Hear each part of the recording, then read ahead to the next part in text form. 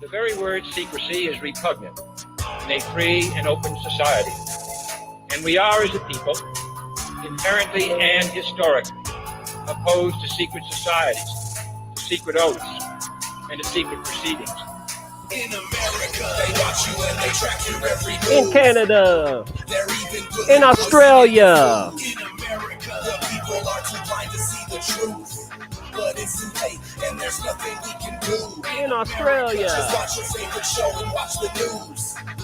So they in the can Netherlands. with your views. In America, get a job, obey the law, support the troops. And just kick back, cause there's nothing we can do. This is the divided states of Illuminati land. God, Crystal. People stumbling all over the place like zombies, man. Just like the Walking Dead, they got this I'm country lying. zombified. All your water's fluoridated, all your food is modified. You are what you eat, so I guess that means that you're a GMO.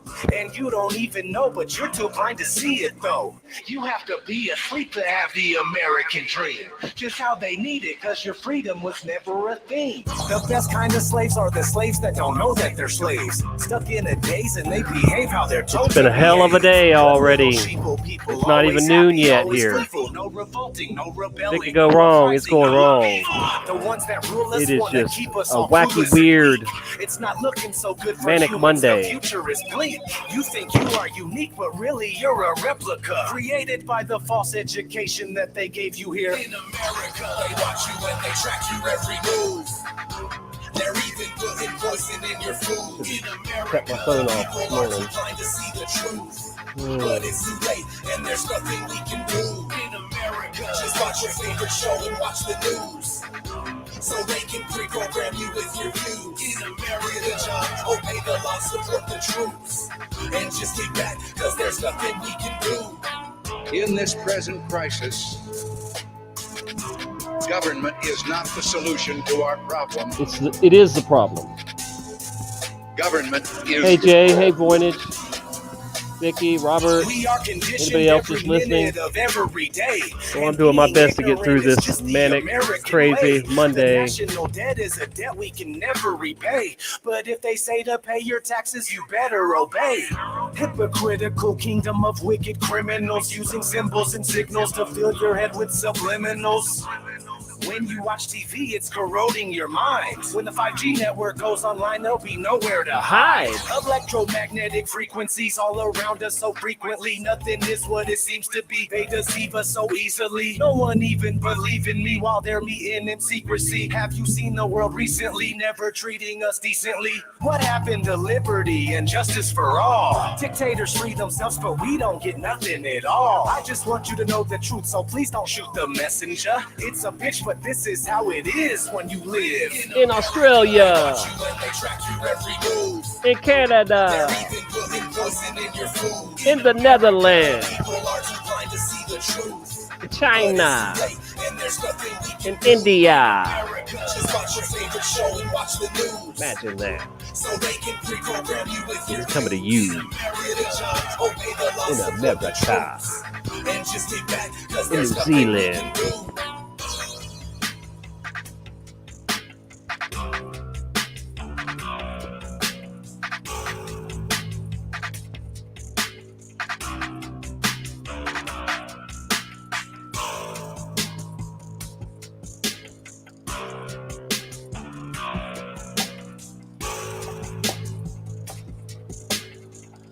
ODDTV, ODDTV. All right.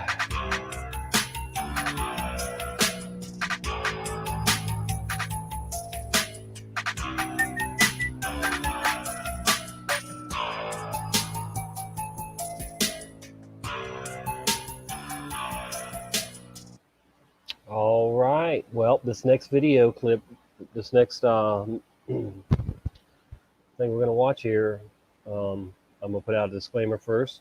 Like always, including JD Farag, when I share his stuff, I don't necessarily agree with everything that these pastors,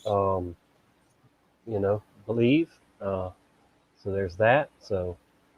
But I think that this message right here is very important. It's coming from a pastor in Australia.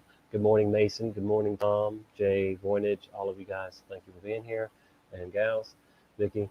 Um, so let's check out this brand new message from Pastor Steve Kutalanchi, or whatever, how you say his name. I can't ever say it right, but COVID tyranny, which is exactly what it is.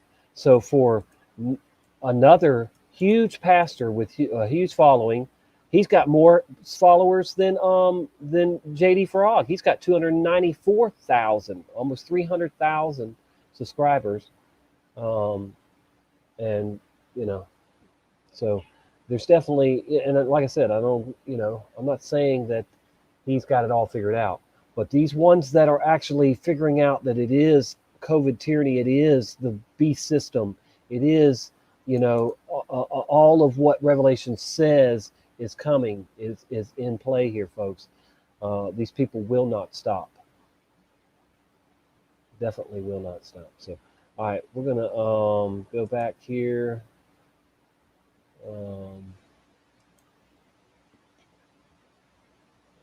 Anyway, we'll just start at the beginning. Pastor Steve Cioccolanti here, and you're about to hear one of my most important messages. One of my most viral messages was addressed to. Now he's starting out. He's addressing this to politicians around the world, but also mainly to politicians here, that they will take action. That's one thing about some of these people and pastors.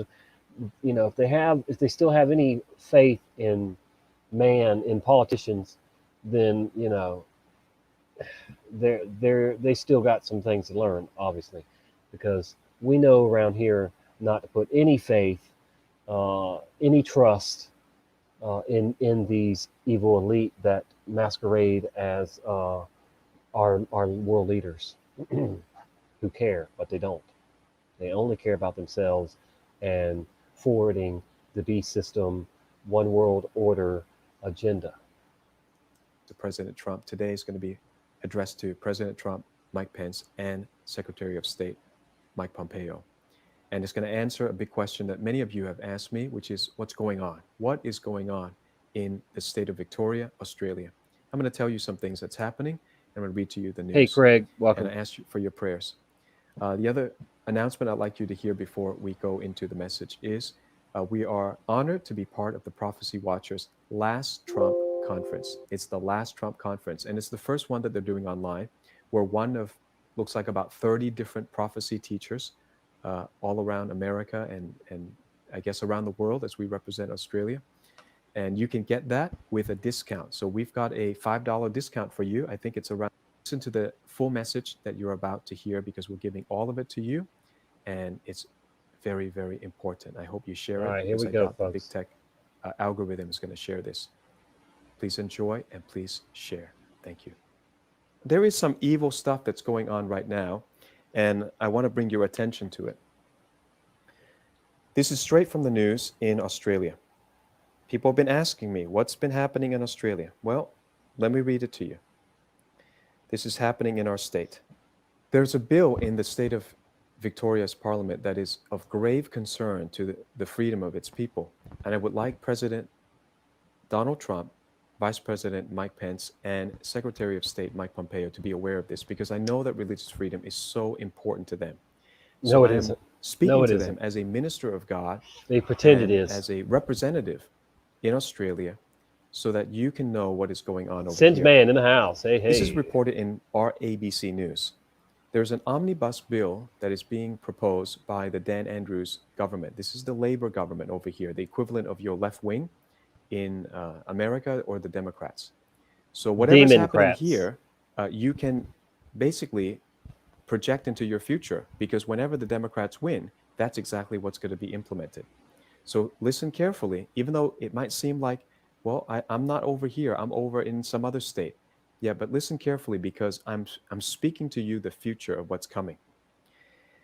This legislation proposed would allow authorized officers, so not the police, authorized officers, to arrest and detain people with coronavirus and their close contacts if the officer suspected they would breach emergency directions related to the coronavirus pandemic. Did you hear that language? If someone who's not a police suspects that you may break something, so that's called pre-crime. Snitches That's get like stitches. Hollywood movie stuff, sci-fi stuff. If they suspect Yep. that you Minority might Report.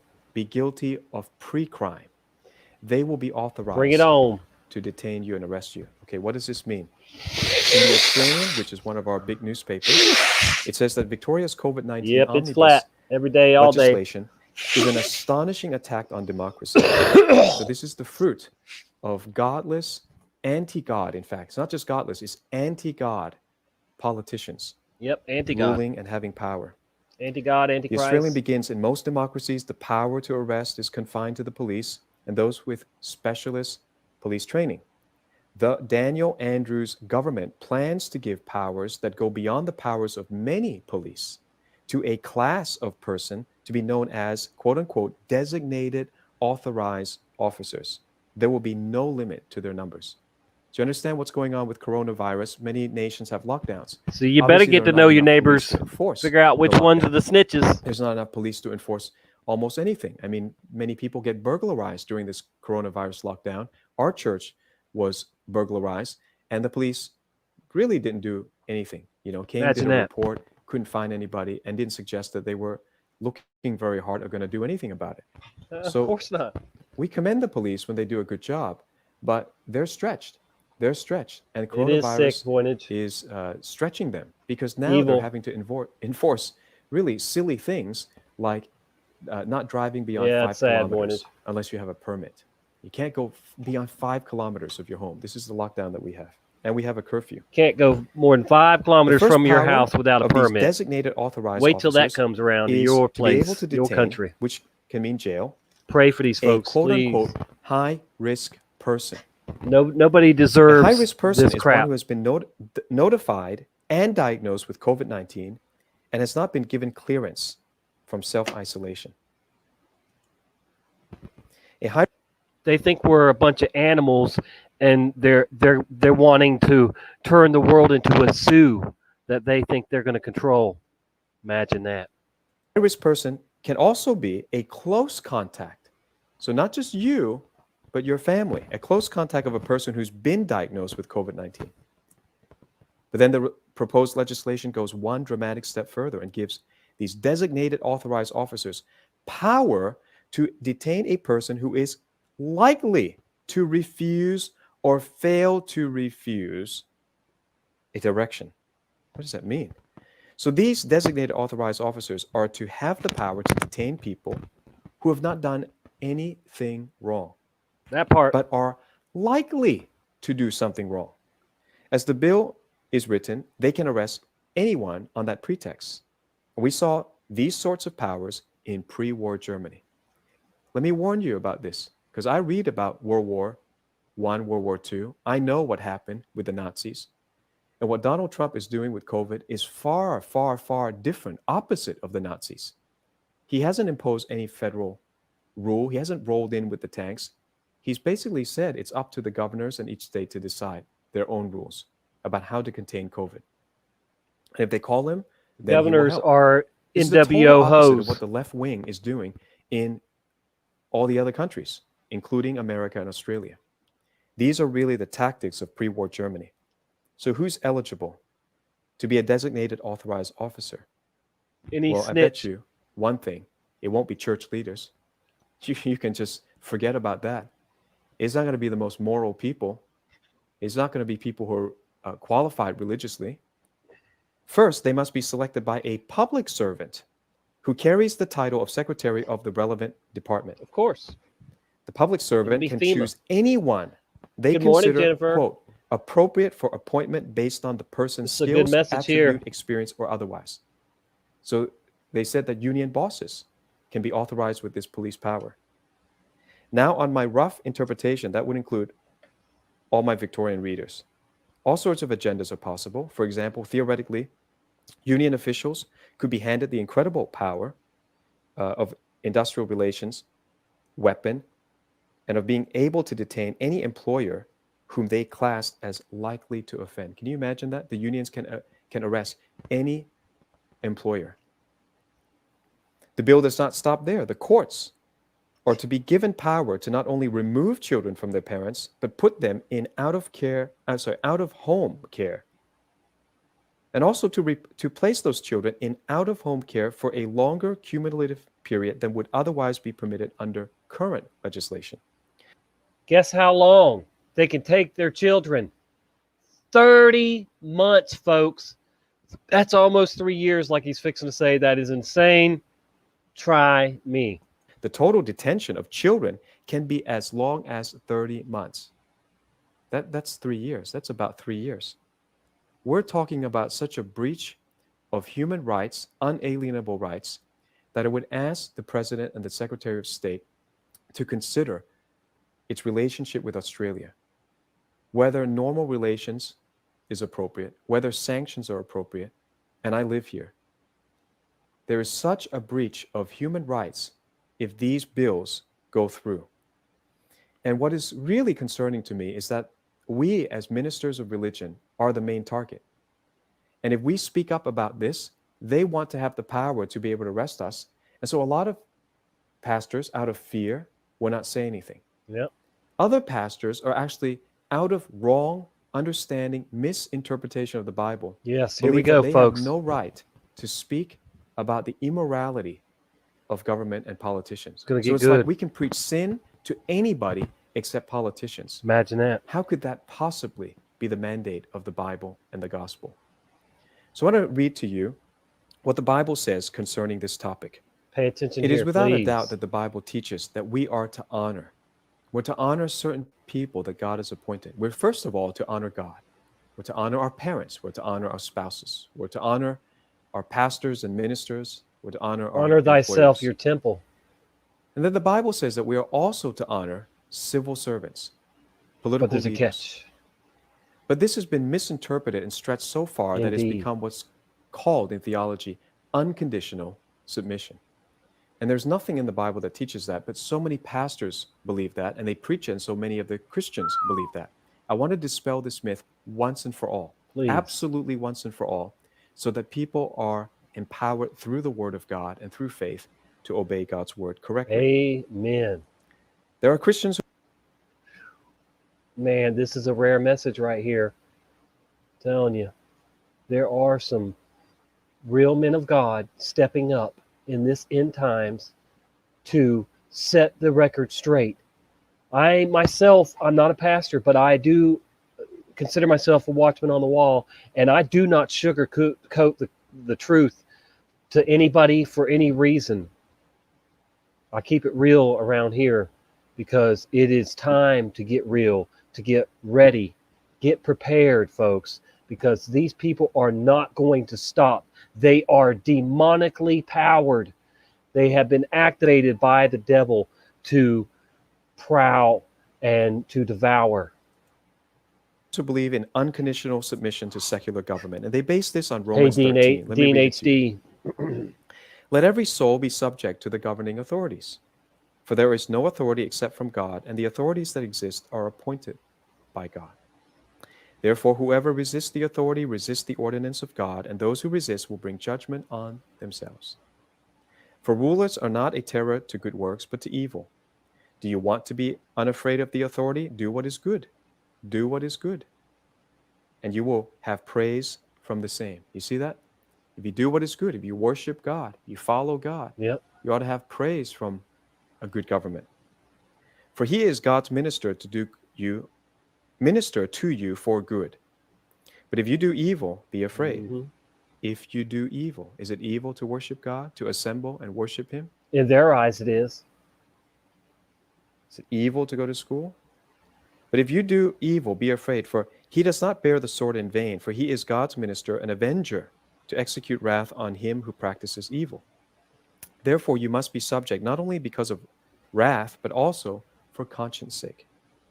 For because of this, you also pay taxes, for they are God's ministers, attending continually to this very thing. Render therefore to all their dues, taxes to whom taxes are due, custom to whom customs, fear to whom fear, honor to whom honor.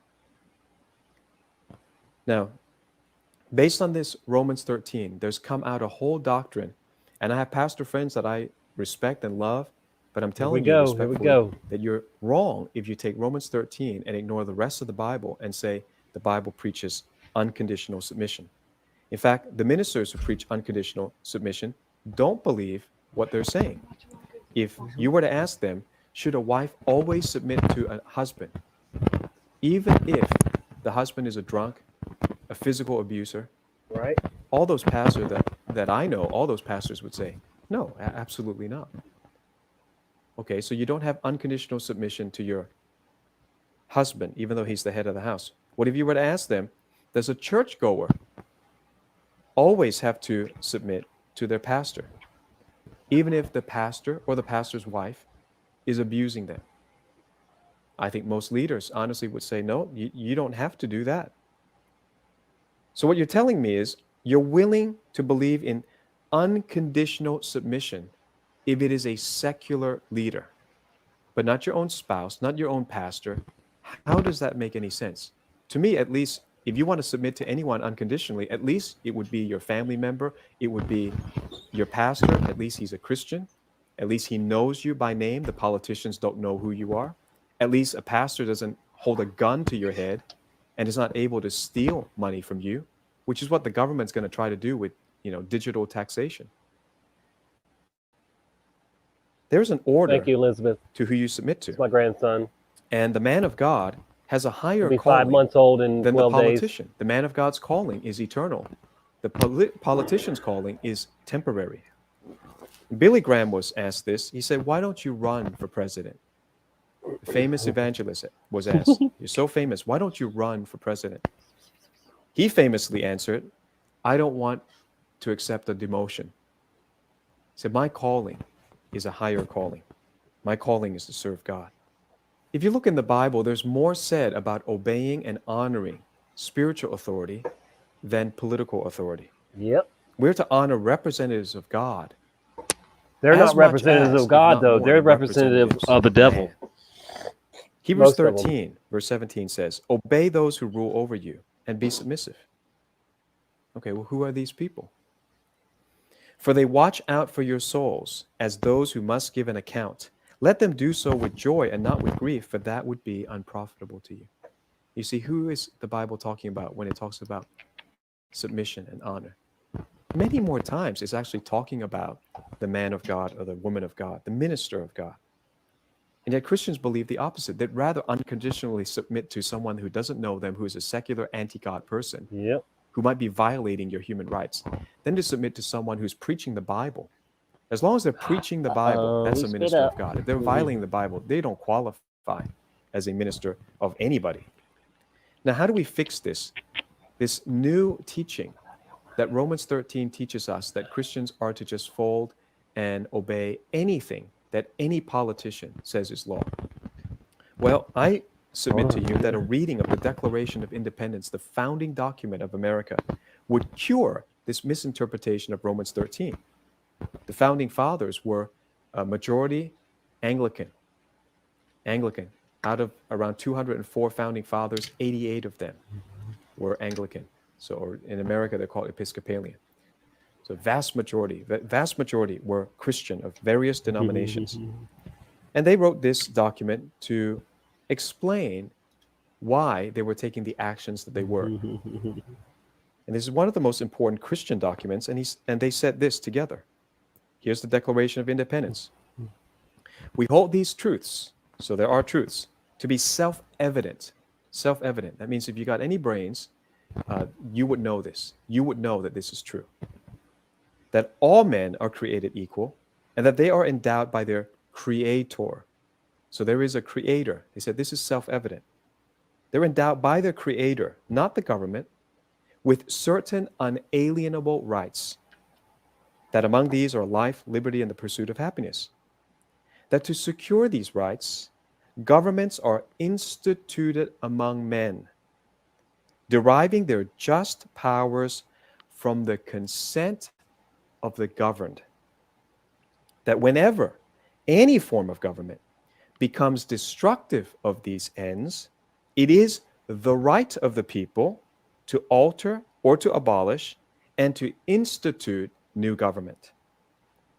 laying its foundation on such principles and organizing its powers in such form as to them shall seem most likely to affect their safety and happiness.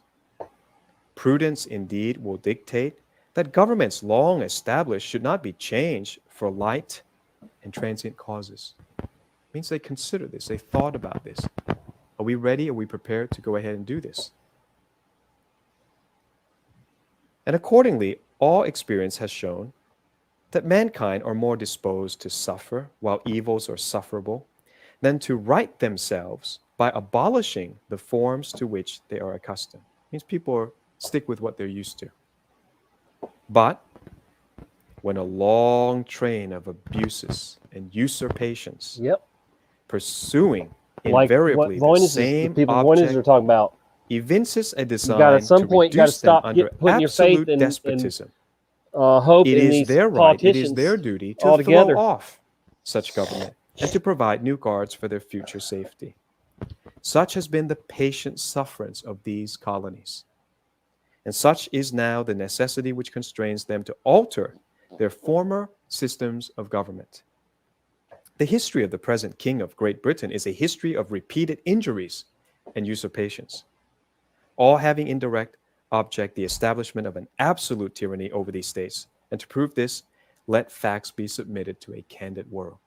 So what I'm doing in this sermon is I'm submitting facts to you, to a candid world, to an honest world. Would you like the laws that are being proposed, this omnibus COVID-19 bill that's being proposed by the Dan Andrews government in the state of Victoria, would you accept that as protecting freedom, guarding our safety and happiness, or establishing despotism and tyranny? And it's something that I think Mike Pompeo and President Trump needs to seriously look at, because we are such an important back, ally Vicky. to America that it needs to be addressed. And why is it that we have no one in Australia prominent that call, especially if they call themselves Christian, to defend the rights of humans, the rights of citizens, the right of religions, churches? What is going on? I read to you a blog from Pastor Dan Fisher. He said, and he's exposing the myths that many pastors need to shed. They need to shed this myth and stop preaching this myth Yep. about Romans 13. They do. Preaching unconditional submission. There is no unconditional submission to anybody on earth except to God. Amen. And the Christian founding fathers of America explain themselves pretty well in the first few paragraphs of the Declaration of Independence. And they are biblical people, and they were Bible literate people. So Pastor Fisher says, quote, sadly, the majority of preachers, pastors, and politicians have been ignorantly and intentionally shackling the people for years with what I believe to be a flawed interpretation of Romans 13. They mistakenly believe that they, especially if they're Christian, owe slavish, unlimited submission to all authorities.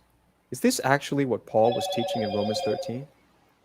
Oddly enough, the Bible actually provides numerous examples of committed believers not only defying governmental authority, but also receiving the approval of God in the process. Consider these examples. The Hebrew midwives defying the command of Pharaoh by saving the Jewish baby boys, including Moses' parents saving him. So if they had obeyed unconditionally the law of the land, they would have killed all the firstborn boys, and Moses would have never been born. He would have died. Can you imagine that, killing Moses? Shadrach, Meshach, and Abednego refusing to bow to the golden image of Nebuchadnezzar. It's in Daniel 3. Daniel defying the king by refusing to stop praying to the God of Israel. That's Daniel chapter 6. The apostles and early Christians refusing to stop preaching the gospel. Many times in the book of Acts, they were commanded, stop preaching. We command you. We make a rule and a law. Don't preach. And they said, are we to obey God or man? And they went ahead and obeyed God. Believers throughout the ages defying ungodly authorities. They're listed in the Hall of Faith, Hebrews chapter 11.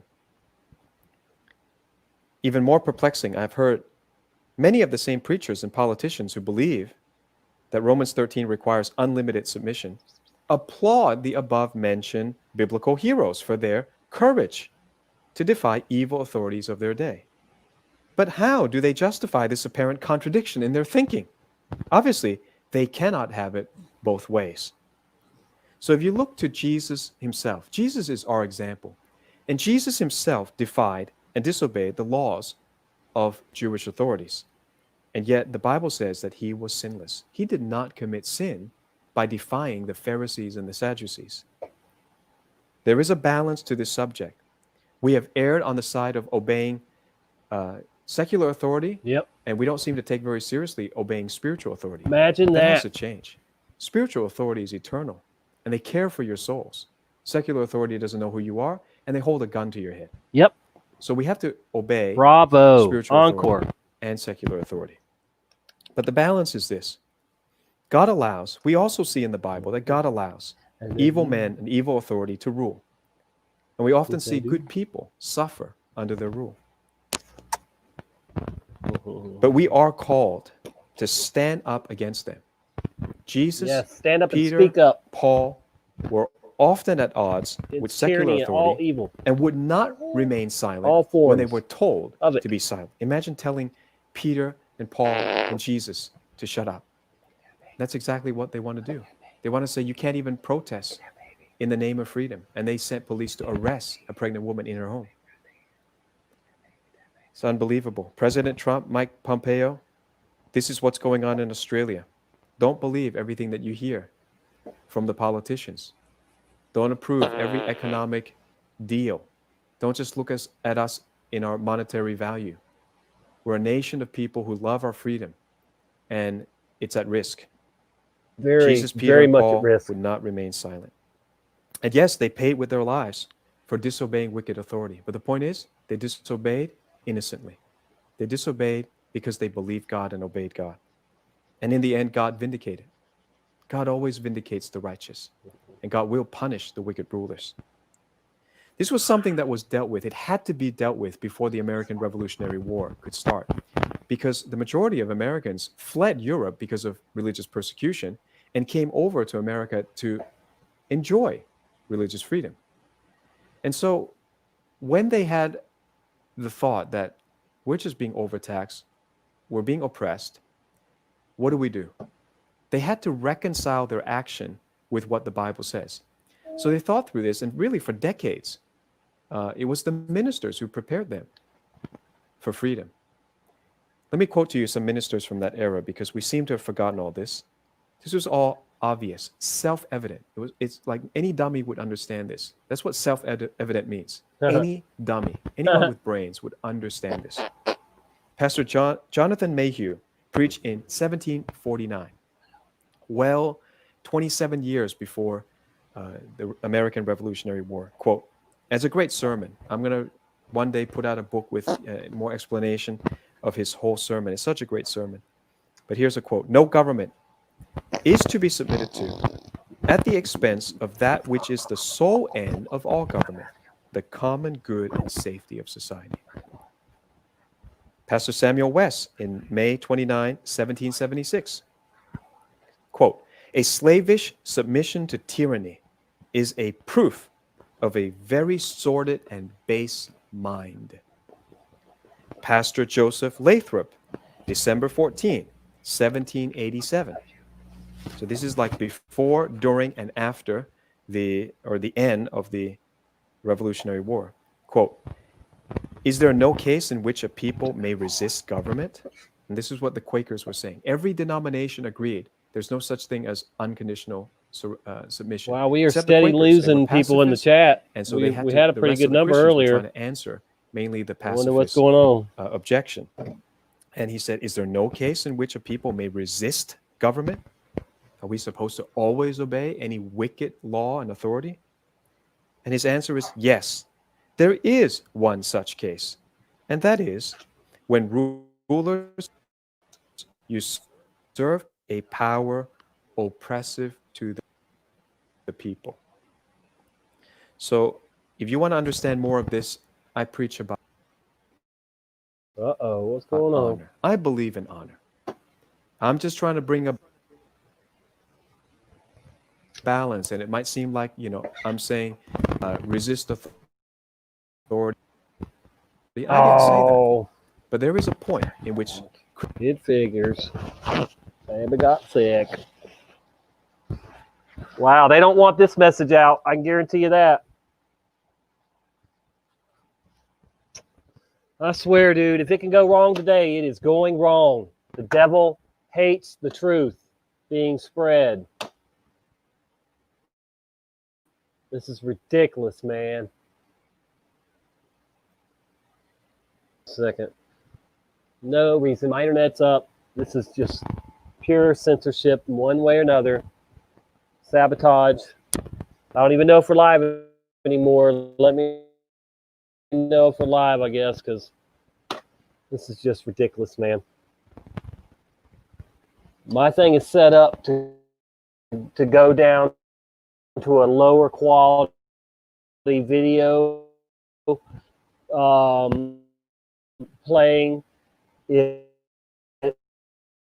you know, instead of doing this. So this is just crap right here. Or they pulled this video.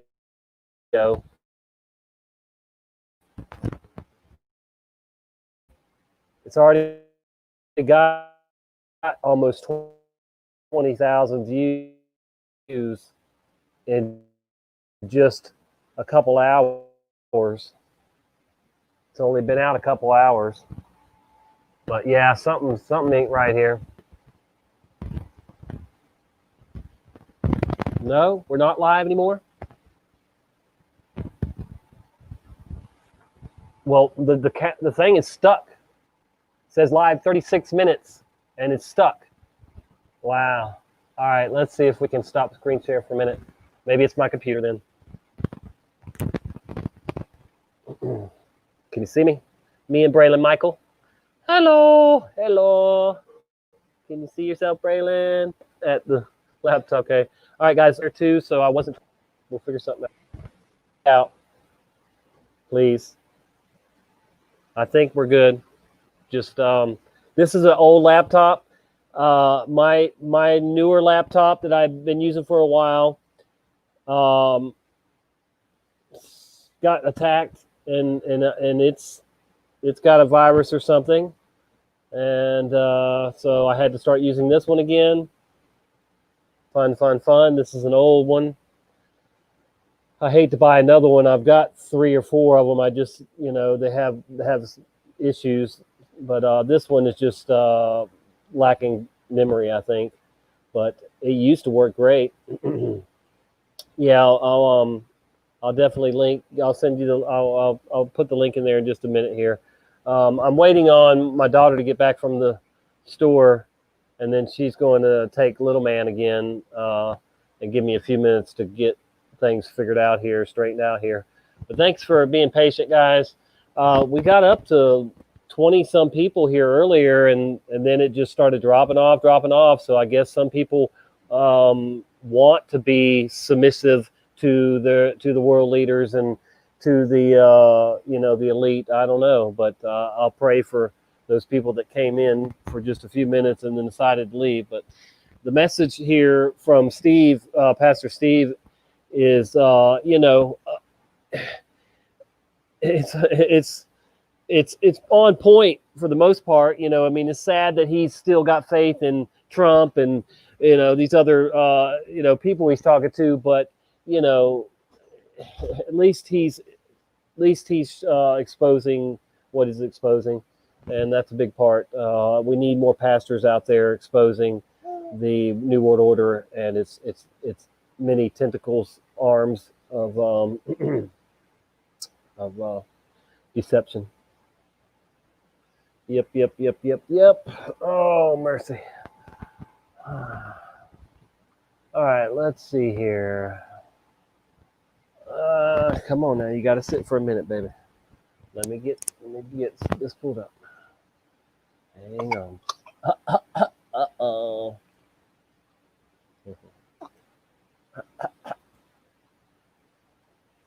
All right, I'm going to try to pull that up again, the video we were watching.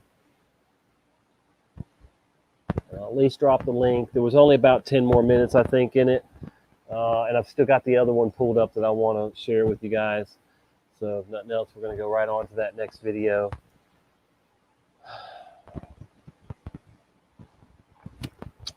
If it wasn't for me catching the flu from my grandson, I wouldn't be here today anyway to be sharing this. I would be at work. But so there's some blessings in even sickness.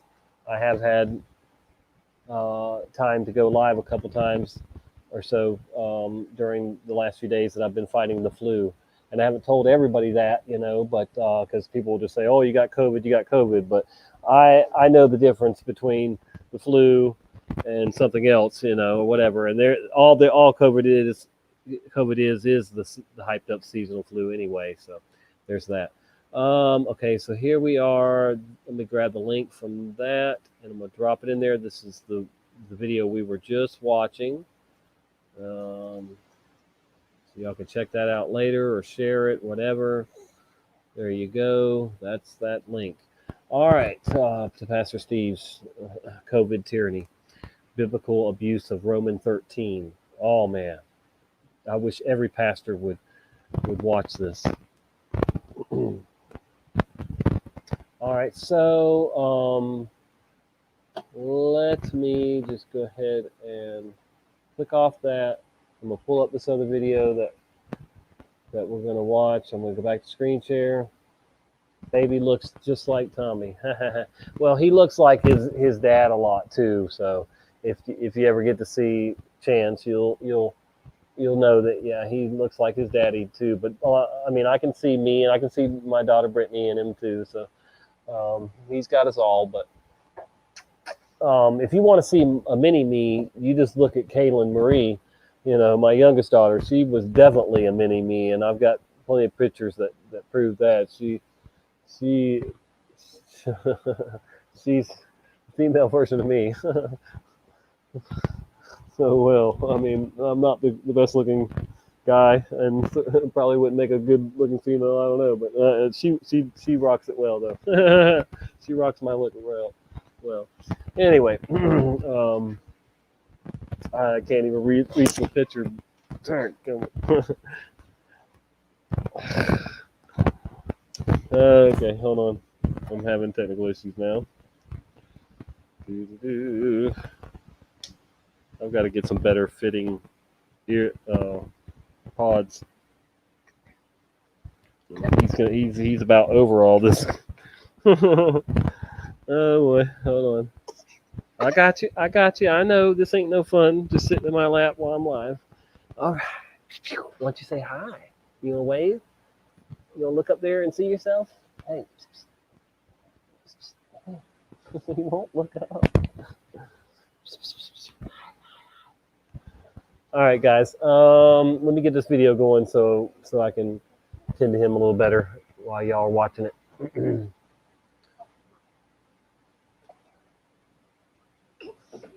He's getting bored with me.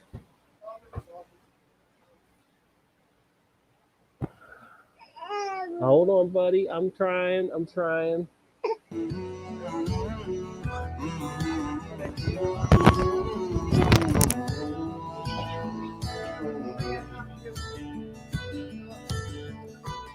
I'm hoping that what we're doing here today at Santa School is showing people what they can do and that they can do it magically.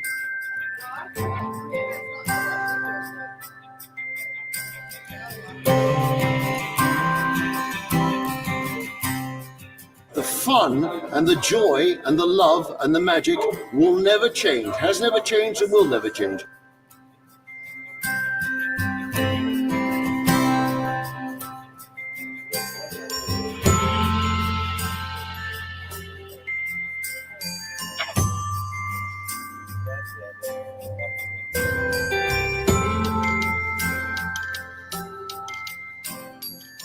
So we created these masks, which, as you can see, they're red velvet with white fur trim, just like Santa's costume. We made a feature of a mask, and I think a child will feel comfortable with that, because I think we underestimate just how used to masks we all are. Secondly, there's the social distance grotto. So it's moving the furniture around slightly so that Santa and the child are slightly further apart. Very easy to do. to make a child 2 meters away from Santa does not in any way take away from the magic. As long as you do it beautifully and make it look great, it should be absolutely fine. And we can obviously advise with that. And then thirdly is the giving the present. At the end of every meeting with a child, Santa gives children a present. And we need to make sure that can be done without Santa actually having to hand the present to the child. So we've created an ingenious method using a sleigh in which Santa puts the present on a sleigh, the child pulls a little string and pulls their present towards them. We're in prison. Welcome to the real world. Not a minute too soon, I might add.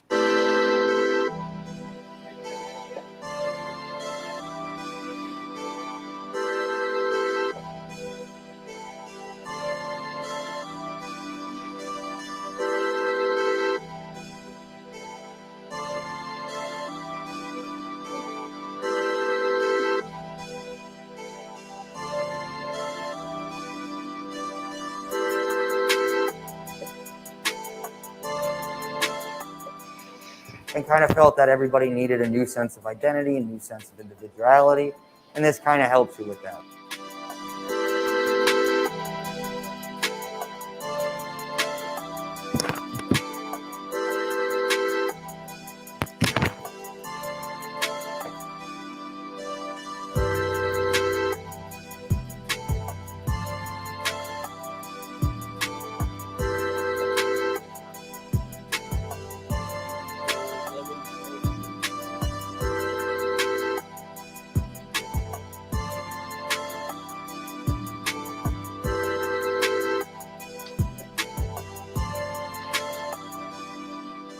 I thought like, wow, I can't even believe that they're gonna milk the pandemic. But then when I came into the store, I'm kind of glad that I did because it was really awesome in there. I'm ecstatic that I actually have customers, people that are here.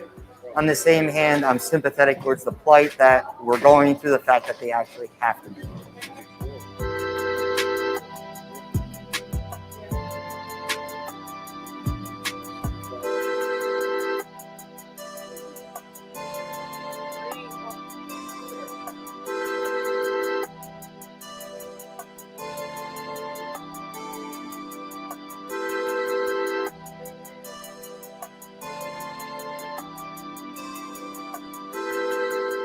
If you would have been telling me I would have been doing this a year ago, I would have never believed you. This has become the new norm for society, the new norm for every day. And if that is the case, I want to make sure that you're safe and that you're healthy. Check out your New World Order prom.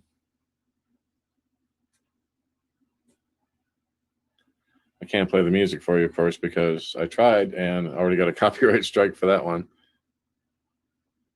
Didn't affect the channel, thank goodness, but I was using so-called YouTube approved music. And yet, boom. Apparently they didn't want you to see this. So I'll just go ahead and mute the video and play it anyway. Or, you know, mute the sound on this particular clip. So you can see it for yourselves. You can put your own music to it in your own head if you like, or play it in the background at your place. But you get the point. I'm at a loss for words on this one. I really am. Like this guy says, wow, crazy. This is 2020. After this so-called great reset, this is what we're looking at. Like I said, lost for words here on this one. Found it on Twitter as I was researching other things and just happened to come across it. So I'll put the link in the description. Yeah, frankly, I am freaked out, Brian, and I think you guys know why. If you've ever been down here to Meadows Mall and have been to Hotel Fear or the Asylum, you understand my pain right now. Now, earlier in the show, I was looking for a tour guide because Dr. Vander, who's supposed to run this joint, he is no longer with us. He's that right there. So I found him, Rich, who actually designed this place, and I think you're the guy. I think you can take me around. I think we can make it. Can we make it safely? You can make it. I have confidence in you. Okay, so of course you guys have been named the best of Nevada, some of the best in the U.S. Why is that? Is it because this place actually feels real? That's what I think. So our hallmark is that, you know, everything is realistic as we can be. Drugs! What did they give you? Dorsey? Haldol? How much? How much? Learn your drugs. Know your doses. It's elementary. You must make a telephone call. Telephone call? That's communication with the outside world. Doctor's discretion. Nah. Hey, all of these nuts could just make phone calls. It could spread. Insanity oozing through telephone cables, oozing to the ears of all these poor, sane people, infecting them. Wackos everywhere, plague of madness. We have before us the opportunity to forge for ourselves and for future generations a new world order, a world where the rule of law, not the law of the jungle, governs the conduct of nations.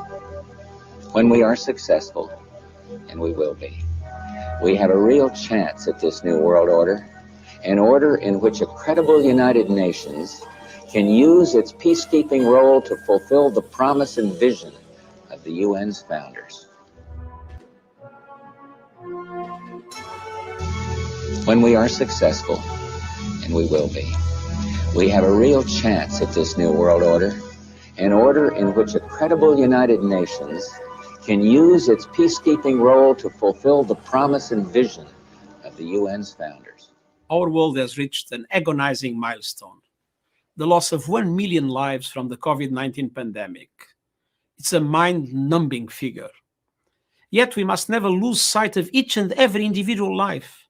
They were fathers and mothers, wives and husbands, brothers and sisters, friends and colleagues. The pain has been multiplied by the savageness of this disease. Risks of infection kept families from bedsides, and the process of mourning and celebrating a life was often made impossible. How do you say goodbye without holding a hand, or extending a gentle kiss, a warm embrace, a final whispered, "I love you"? And still there is no end in sight to the spread of the virus, the loss of jobs, the disruption of education, the upheaval of our lives. We can overcome this challenge, but we must learn from the mistakes. Responsible leadership matters, science matters, cooperation matters, and misinformation kills.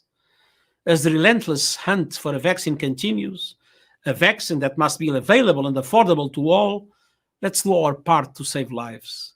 Keeping physical distance, wearing a mask, washing hands.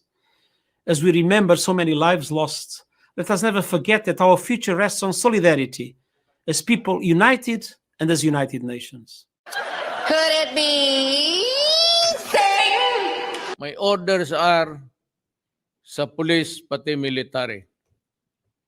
Pati mga barangay. Shoot them dead.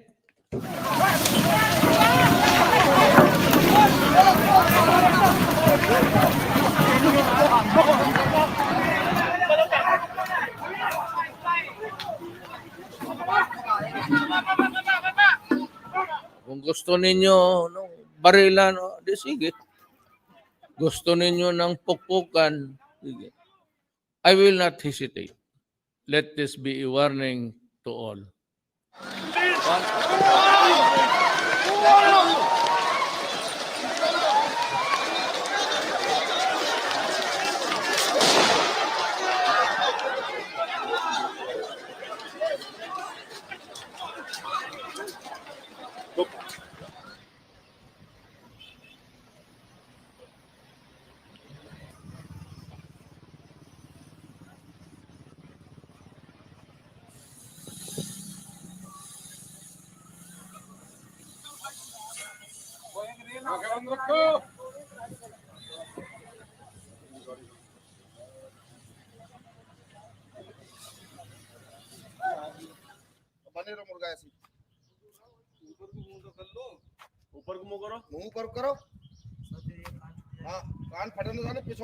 ਅਸੀਂ ਸਮਾਜ ਦੇ ਦੁਸ਼ਮਣ ਆ ਅਸੀਂ ਘਰੇ ਨਹੀਂ ਬੈਠ ਸਕਦੇ No se ve más hoy, callabo, vale.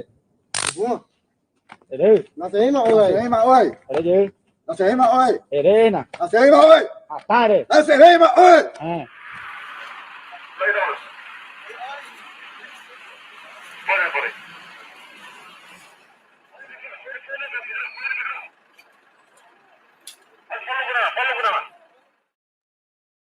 A warning today about Halloween masks for kids. And medical reporter Liz Bonas shares what the CDC is saying could lead to some scary health concerns. Hey, everybody. Hello to you. We all want kids to have a happy Halloween, but the Centers for Disease Control and Prevention does have an important warning for parents about masks in this pandemic. They are warning that kids should not wear a costume mask over a cloth mask.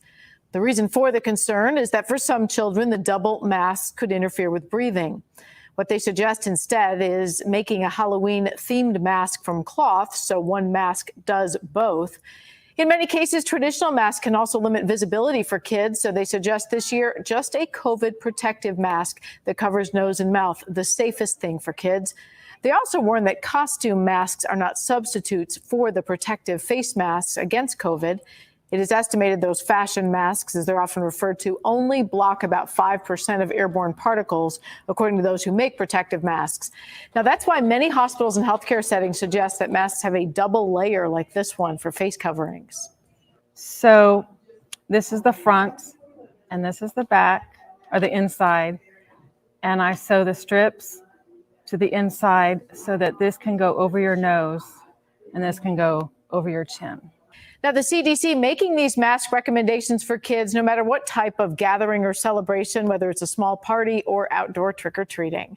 I'm medical reporter Liz Bonus. We'll throw it back to you. All right, Liz, thank you. Eğer vaka sayıları, hasta sayılarının ortalama ne kadar üstünde? Bunun verisini verebilir misiniz? Teşekkürler. Teşekkür ediyorum. Bir daha söylüyorum.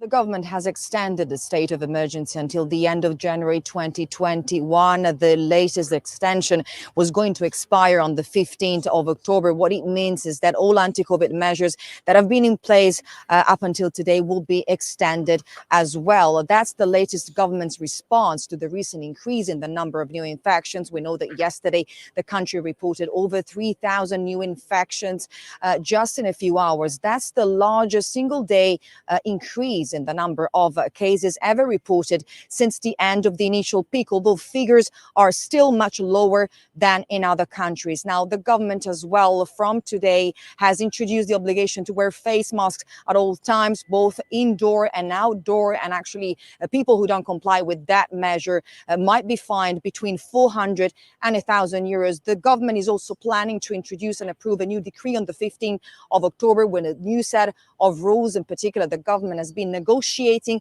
with every single region about those measures. And in fact, regions will be required actually not to relax any of these measures. Only stricter rules will be considered acceptable. But the biggest news really is that anyone coming, and that's going to happen from the 15th of October, anyone coming from countries such as the UK, Holland and Belgium will have to get tested once they arrive here in the country. These are the latest additions to an already existing group of 4 countries, Greece, Croatia, Spain and Malta. We know that people already arriving from those places have to get tested when they arrive in the country.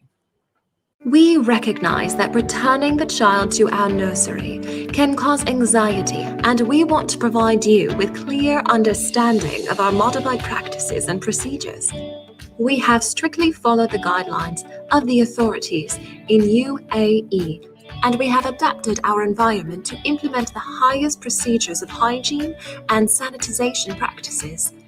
Some of this practice in place, we are asking one of the family members to wait in the pickup and drop-off area while our nurse completes the screening process. We continue to take the temperature for the child of every individual upon arrival in the outdoor building. We are asking one of our bubble members to take the children to the indoor area in the building to minimize any further contact from outside the center after sanitizing their belongings and taking off their shoes. We also clearly have posters for social distancing in place to ensure that every individual clearly understands the idea of social distancing measures. Cleaning, sanitizing, and disinfecting takes place continuously. In line with this, we have introduced our bubble system. Each age group will be allocated a color based on his group. Educators are required to wear personal protection equipment to reduce the risk of contagion and transfer for the safety of both children and educators. 2 tubs have been placed in each area in the nursery, with clear labeled to separate the clean and dirty used toys. Lidded bins have been placed in all classrooms, marked for general and biomedical waste. When children are sleeping, we are maintaining a 1.5 meter of distance and try to name the bed, beds spaced apart in line with the guidelines, and alternating head-up foot, top and tail systems, so more distancing. Tables and chairs are effectively cleaned as per healthcare regulations and guidelines. We also have implemented a higher level of hygiene practices with the children. Age-appropriate lesson plans help our children understand their new world and their need to stay distant from their peers. We continue to work and play in small groups, using fun ways to teach physical distancing in the outdoor environments, some of our sensory areas like water and sand tables, and some sandboxes remain closed during this time. However, we have some practices to provide children with an opportunity for sensorial play by using individually marked materials that are sanitized or discarded after each use. Some things may look different moving forward, but some things will never change. Above all, the quality of care that you will come to expect from us. Our nursery director is always available to answer any questions you may have. We cannot wait to hear more laughter in our classrooms. Welcome back. Photos with Santa could look just a little bit different this year due to coronavirus. Brookfield Properties is the second largest mall operator in the country. It says this year, 134 of its more than 150 malls will have a, quote, touchless experience with Santa. That means no sitting in Santa's lap, and masks are going to be required where local and state laws ask for them. There will also be social distancing stickers to show people where to stand while waiting in line.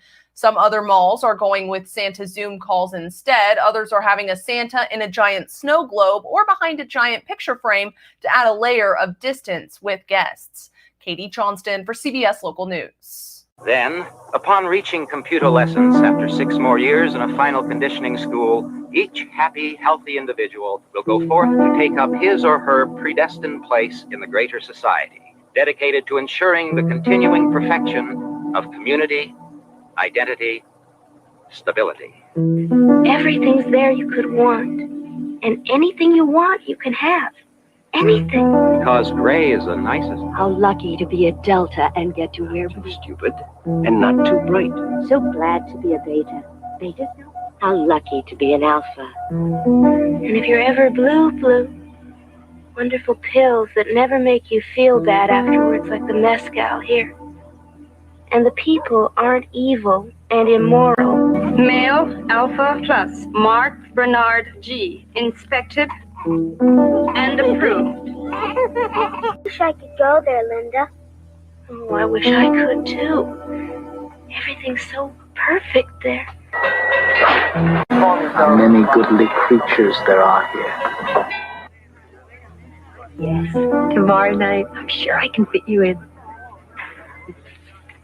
It's so seldom anyone visits the Savage Reservation. I rarely have the opportunity to show off our treasures.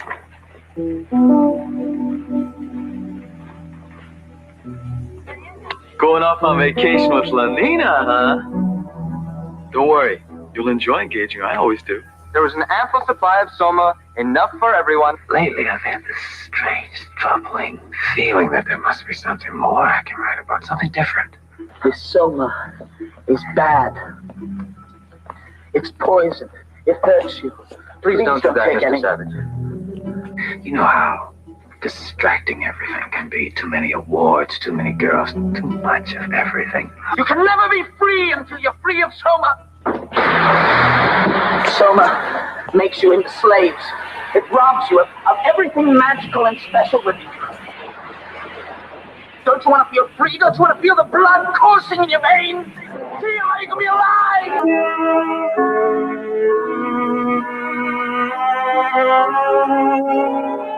How beauteous mankind is. How brave new world.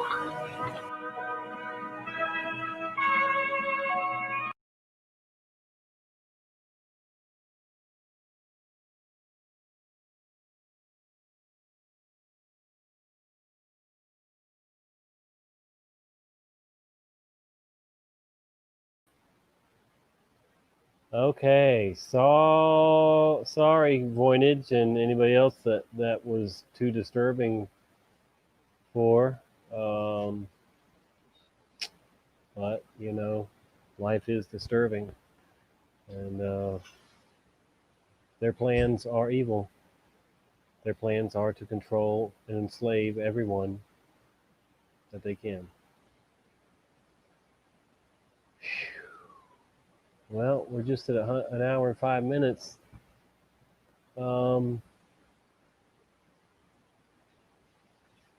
throw the link out there. If anybody wants to join me, you can join me. Otherwise, I'm probably not going to stay on here much longer. Though, you see, my grandson is asleep in my lap now, so that helps a lot as far as being able to, do stuff here. But anyway, there's the link if anybody that wants to join me on here and discuss anything we just watched or anything else that we talk about. That's fine. I'm going to probably play a song. So I'm going to go back to screen share and probably play a song or two for a minute, and then we'll see where we go from there. Thanks everyone for being here. We had a couple dozen people in here earlier for a little while.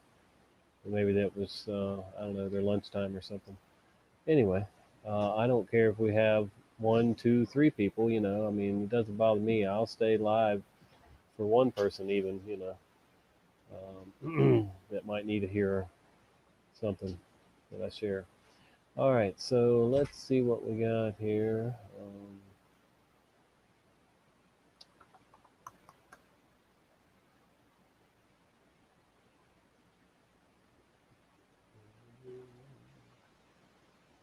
See what the Watchman, if the Watchman has anything. I am asking that if you can, to please help to financially support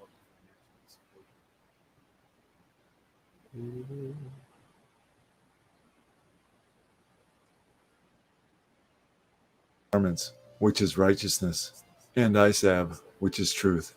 These three things can only come from the purity, righteousness. Jesus said to him, I am the way, the truth, and the life. Yes. No one comes to the Father except through me. Yes, many American young people perceive Christians as being judgmental. That's because of churches like the one I attended years ago. An unmarried pregnant 17-year-old was forced to leave the church because she was viewed as a sinful influence on other teens. I opposed that decision because she admitted her mistake, and the young woman insisted that her sexual sin would not cause her to commit another sin. Instead of aborting her baby, she decided to choose life. Christians rejected her at a time when she needed them the most. How do you think that affected her faith or the teens who knew her? No wonder young people are leaving. While some churches are like that, many more are like the one I currently attend. There's no judgment, just a lot of love for people and solid Bible teaching, love of God's word, preaching the truth.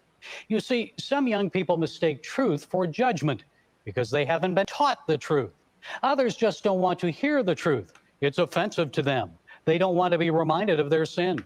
They often say, what's right for you isn't necessarily right for me. But rejecting the 10 Commandments doesn't erase them. God still expects us to try to follow his laws. Yes. He knows we'll often fail, and that's why a holy and perfect God sent Jesus to us. Amen. Jesus said in John 3:17, for God did not send his Son into the world to condemn the world, but to save the world through him. Rejecting Christ and absolutes doesn't mean they don't exist. It just means you choose not to embrace them.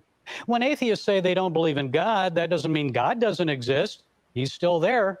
You may not believe in him, but he believes in you. You've probably heard people quote Jesus in Matthew 7:1. Judge not, that you be not judged. Yes, he is judge, and we will also. Brian Stavely just hit me up to let me know that he's flying back to the East Coast and he'd like some prayers. So let's please pray for Brian Stavely to get back to the East Coast safely, and that he makes it to Flattoberfest and all that, and everybody makes it there safely too. All right. We'll be praying for Brian. Stand in judgment at the end of our lives, but many people misunderstand that verse. A few verses later, Jesus reminds us to take out the plank from our own eye. Then we will see clearly to remove the speck from our brother's eye. He's not saying don't judge others. He's saying don't judge hypocritically. First, we must be concerned about the sin in our own lives and act to remove it before approaching other Christians and lovingly pointing out their sin. And always we must tell people that Jesus Christ is the way out. He forgives sin. So what is required Not of the us? Pope. Micah 6:8 tells us it's to do justice and to love kindness and to walk humbly with your God. Folks, that's the only way the church will retain and attract young people, not by acquiescing to the culture, but by advocating justice for all people, honoring God, and in kindness, lovingly sharing the truth, Amen. preaching the truth. You see, some young people mistake truth for judgment because they haven't been taught the truth. Others just don't want to hear the truth. It's offensive to them. They don't want to be reminded of their sin. They often say, what's right for you isn't necessarily right He's for just me. playing this Rejecting again. Christ and absolutes doesn't mean they don't exist. It just means you choose not to embrace them. Is there such a thing as absolute truth? The unsaved hold the view there is no right or wrong. Therefore, whatever feels or seems right at the time and in that situation is right. Christians hold the view that there are indeed absolute realities and standards that define what is true and what is not. To the unsaved, tolerance has become the one cardinal virtue of the postmodern society, the one absolute, and therefore intolerance is the only evil. Any dogmatic belief, especially a belief in absolute truth, is viewed as intolerance, the ultimate sin to an unbeliever. If there is absolute truth, then there are absolute standards of right and wrong, and we are accountable to those standards. This accountability is what people are really rejecting when they reject absolute truth. The denial of absolute truth and the cultural relativism that comes with it are the logical result of a society that has embraced the theory of evolution as the explanation for life. If evolution is true, then life has no meaning. We have no purpose, and there cannot be any absolute right or wrong. Man is then free to live as he pleases and is accountable to no one for his actions. Yet, no matter how much sinful men deny the existence of God and absolute truth, they still will someday stand before God in judgment. The Bible declares this in Romans 1:19 through 22. Because what may be known of God is manifest in them, for God has shown it to them. For since the creation of the world, his invisible attributes are clearly seen, being understood by the things that are made, even his eternal power and Godhead, so that they are without excuse. Because although they knew God, they did not glorify him as God, nor were thankful, but became futile in their thoughts, and their foolish hearts were darkened. Professing to be wise, they became fools. Is there any evidence for the existence of absolute truth? Yes, there is the human conscience, that certain something within us that tells us the world should be a certain way, that some things are right and some things are wrong. Our conscience convinces us there is something wrong with suffering, pain, and evil, and it makes us aware that love, generosity, compassion, and peace are positive things for which we should strive.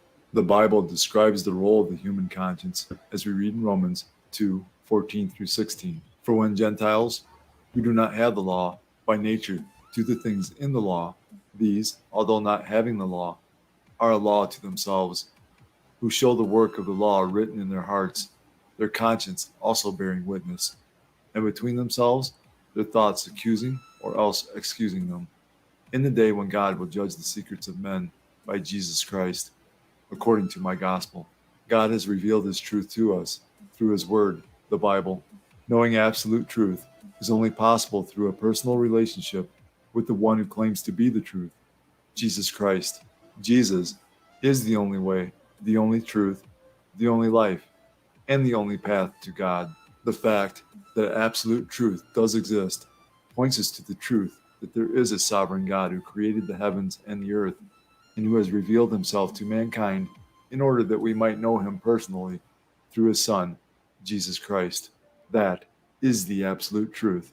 Jesus said, as a sign of his coming and the end of the age, there would be an increase in deception. We are at the end of the False age, the Christ church will age. deceive many, wars and rumors of wars, nation against nation and All of kingdom this. against kingdom, famines, pestilences, Yep. earthquakes, Yep. Christian persecution, apostasy, false Yep. prophets, Yep. and lawlessness, causing the love Yep. of many to grow cold. Jesus said all of these signs would come I like dare birth you to say pains. we're not in the end Jesus was times, likening last days and- events but to you a can woman in recognize labor. all As those the things labor you just said progresses, are the happening. pains increase in both frequency and intensity until the baby finally comes. As we get closer to Jesus' return, all the signs he gave us as a sign of his coming and the end of the age will become more frequent Yep. and more intense. All of these signs are manifesting around the world in our time.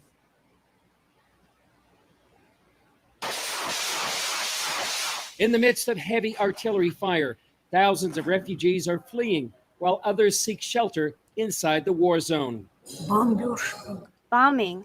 Buildings and houses are destroyed. We are so afraid of it. How can one stand it? How long will it last? The disputed area of Nagorno-Karabakh sits here between Armenia and Azerbaijan. When the Soviet Union fell in 1991, this self-governed region of Azerbaijan voted to join Armenia. Shortly after, growing tension between Armenian Christians and mostly Muslim Azeris led to war. An estimated 30,000 died in that war. When the fighting stopped, Armenian forces controlled Nagorno-Karabakh, while the international community recognized it as part of Azerbaijan. The conflict remains unresolved to this day. As for this current conflict, both nations blame the other, while the UN is calling for it to end. Many Armenians view this fight through the lens of the 1915 genocide, when Turkey slaughtered 1.5 million Armenians. It is absolutely not inflammatory language when I say that this is Turkey's policy to continue the Armenian genocide. Let us look at what Turkey is implementing in the Mediterranean, in Libya, in Syria, in Iraq. To me, there is no doubt that this is a policy of continuing the Armenian genocide and a policy of reinstating the Turkish Empire. Family Research Council senior fellow Leila Gilbert told CBN's Gary Lane it's more than a territorial dispute. It is definitely a religious conflict, and one of the things that's very hard to find in the regular media is that that's the reason. It's usually referred to as ethnic or territorial, but it is clearly religious, and at this point Turkey has jumped in with mercenaries, actually jihadis, and this is making it all the more volatile. His agenda is a neo-Ottoman empire as far as anyone can tell, with him as the caliph. And that's why Turkey's President Recep Erdogan takes this stance. All right, Jennifer, take The care. Thanks brotherly for being here. Azerbaijani state has Always. started a major Much offensive love. to defend its own lands and to Hi, liberate Chris. Good to see you. Nagorno-Karabakh, Hi, Ryan. which is under occupation. The Azerbaijani army, which is advancing successfully on the front, has liberated many places. With all our capability and all our heart, we will continue to be by Azerbaijan's side. French President Emmanuel Macron accuses Turkey of sending Syrian jihadists to the fight.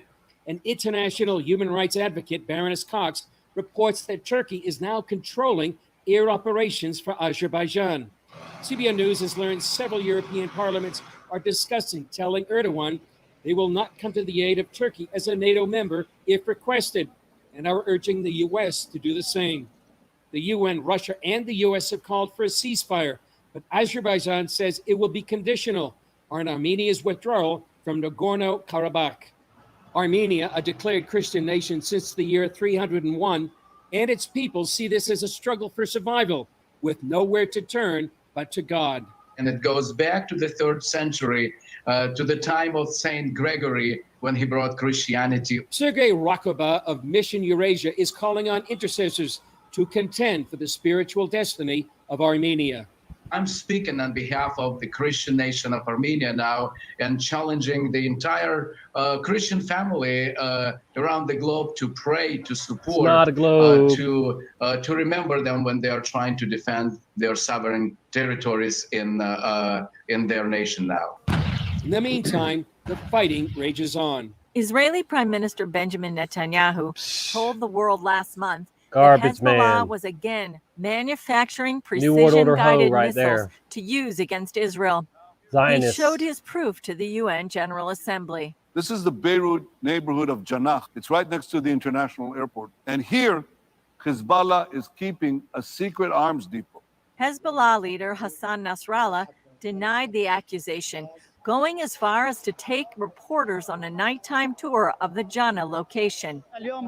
We came today to confirm that this facility is a normal industrial facility in this area for years. It's a facility that is working, and you will take a look through it. In front of all media organizations, we will show their lies first, because we're broadcasting live to all local, Arab, and foreign media outlets. Military expert IDF Reserve Brigadier General Asaf Orion says the important thing is to look beyond the surface. So on the operational side, you saw no missiles, but Israel was pretty quick on its feet to show the exact machines, their use, and even identifying Hezbollah members by name, saying this is the guy, this is his job. The IDF also tracked a transport truck leaving one of the exposed sites and arriving at another one. All of this comes in period when Hezbollah is facing serious sensitivity in the public after the Beirut port explosion, which was devastating. And on September 22nd, we saw another explosion in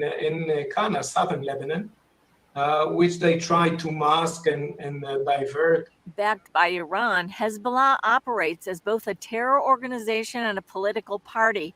That combination forces it to hide operations while not alienating the public. So the system is clear. Iran is an enabler. It builds forward capabilities and it runs an indirect warfare, a long twilight war against its rival by proxy. And the high-profile press tour paid more dividends than expected. The coronavirus has all but disappeared in China. That's according to top government officials who credit strict measures during lockdown, the widespread testing, and contact tracing. In fact, China hasn't reported any new infections since September. However, another issue that could lead to catastrophe has emerged in the Asian country. We're talking about food scarcity. While China is trying to face the problem head on, the danger extends far beyond its borders. RT's Alex Mihailovich has that story. It's a ritual that can be found most anywhere around the globe. Not a globe. Friends sitting down to share a meal. Although the coronavirus may have cut down the social aspect of dinner in many parts of the world, in China, the meal itself has also been chopped. Beijing is in the midst of a clean plate campaign. While people are being told to finish their dinners and not to waste any food, some restaurants in China have gone so far as to dish out half servings. From cutting down on portions to saving leftovers for later, the people of China are being told not to waste a single ounce of food. While people seem to be cheerfully going along with the agenda, a harsh reality looms. Food supplies are down and prices are up, 13% year over year to be exact. There are a number of factors at play. The nation has been hit hard by the African swine flu, which emerged in China in 2018, cutting its pig herd in half. Millions of pigs have died or been culled due to the virus. The popular source of protein has soared in price in China by 135% since February. Floods and droughts in the country have also affected food supplies, making China more reliant on imports from places like the US and Australia, both countries that currently have tense relations with Beijing. And of course, breaking news, sad breaking news, guys. If y'all haven't heard that, oh wow, Christian Knapp just let me know that Sean Becker passed away this morning, guys. Sean Becker in our community. He had many health problems.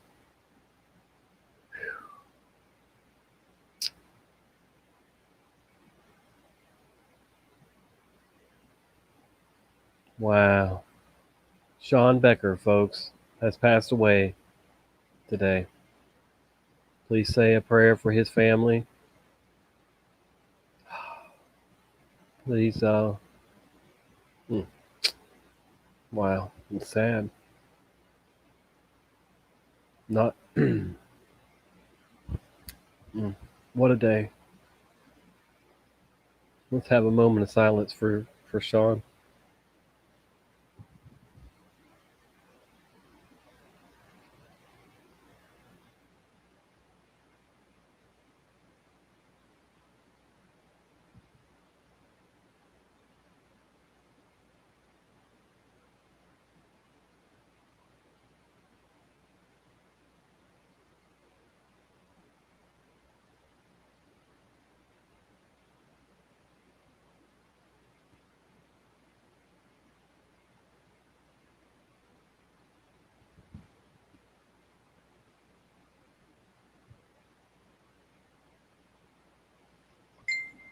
That could have been me or you or anybody.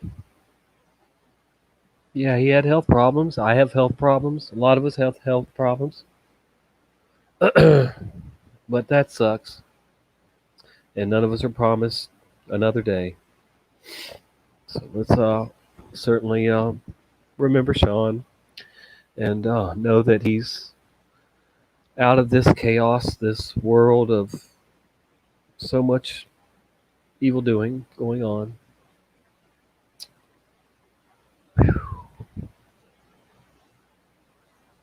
Wow. Christian Knapp says, I know he was one crazy awesome dude. Here is his son if you'd like to send him a message. Cleveland .selfmade on Facebook. His son's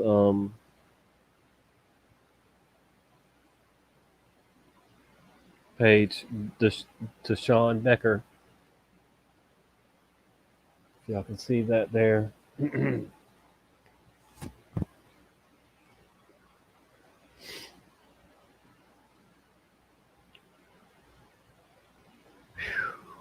Please get your house in order. Please be sure that your name's written in the book of life. Eternal life.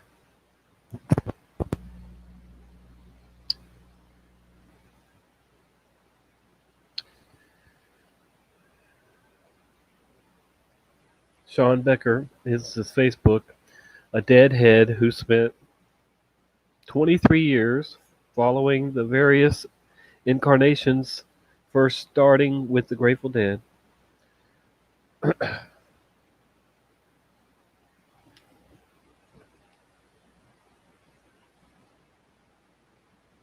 I have 51 mutual friends with him on Facebook. A lot of good people.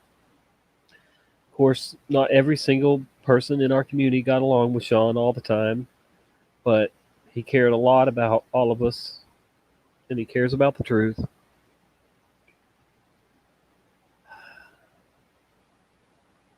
Rest in peace, Sean Becker.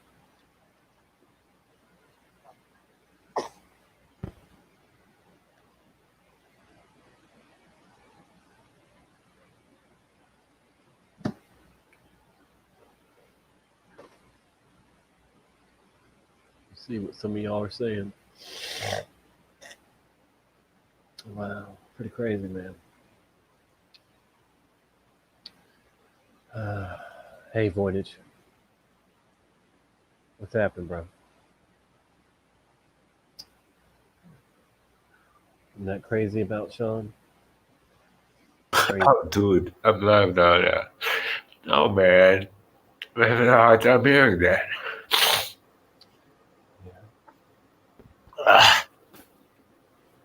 I know he was having a hard time, but, you know, all of a sudden he's gone. I thought he would last forever. I mean, as strong as he was, right? You would think that strength would last forever. Even if there was a little left, you know. That breaks my heart, man. It breaks my eyes, to say the least. Yeah. It's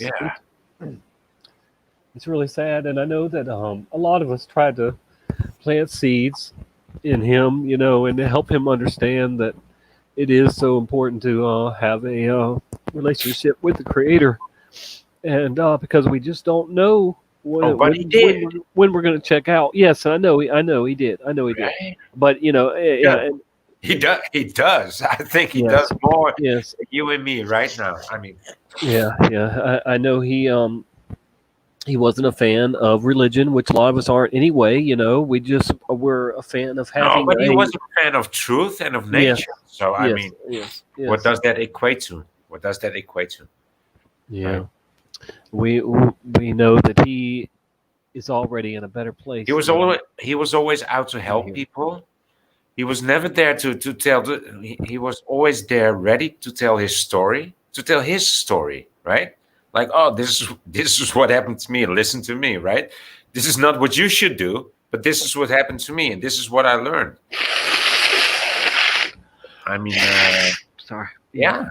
I mean, I didn't know Sean very well. You know, I just seen him come by in the chats and call you up, call me up, call Brian up. Yeah. The man has lived, man. And that was pretty clear, right? Yeah. Wow, man. Yeah, you always seem to bring me down in weird ways, and now you never cease to amaze me, Tommy. Well, man, I just keep it real. I try to keep things real and be in this reality, let's. So many people stay in a dream world of what they want and wish for, but they just don't focus on, fixing themselves and issues, like they should. And that's why I just, try to show what's going on out there, and what's causing people to fall away and not love each other like they used to anymore. Nobody knows their neighbors anymore. Nobody gives a crap about them, and that leads to the people becoming hardened and snitches. Once I got to know all my neighbors, they might have hated me at first, but once I got to know them all, man, they all love me, and they're there for me, and I'm there for them when, if they call on me. And so, we have to be that way. Just like if we treat everybody like family, then, this world is a better place, automatically. And, we need positivity. We need love. We need passion for all that, and passion for the truth. And we need people that are willing to tell their testimony every day. Sean was always so quick to just tell his story, like you said, just, let people know what he's been through and survived and learned from all that and gained from it all, so yeah. I'm a little bit jealous. I'm ready to go, man. I would love for the Lord to come back right now. It's all, or, a little bit jealous. Yeah, seriously. Yeah, I hear what you're saying. It's the truth. And hey, West Texas, hey, Machine Monkey. The Machine Monkey, West Texas. We're talking about Sean Becker in our community. He passed away today, if you didn't know. And was it today? Yes. I think that's what he said. Yes, this morning, today. Yeah. Wow. So,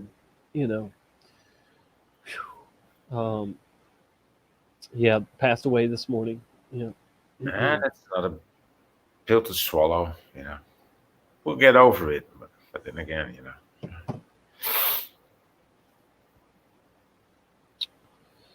Yeah, my little grandson is awake again. He's looking at me like, "Why are you sad?" You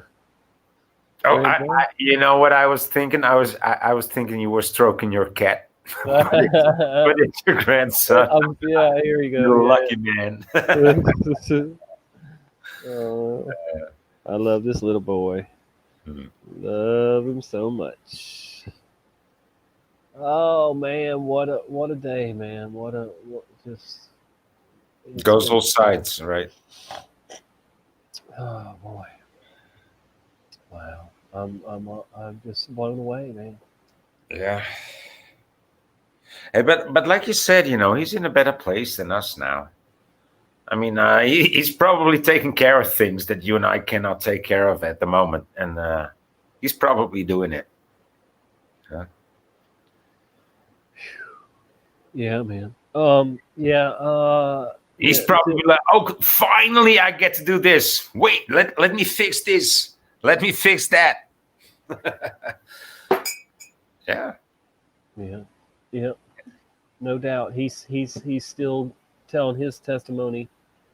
He's still talking about how he grew green for many, many, many years. Yeah.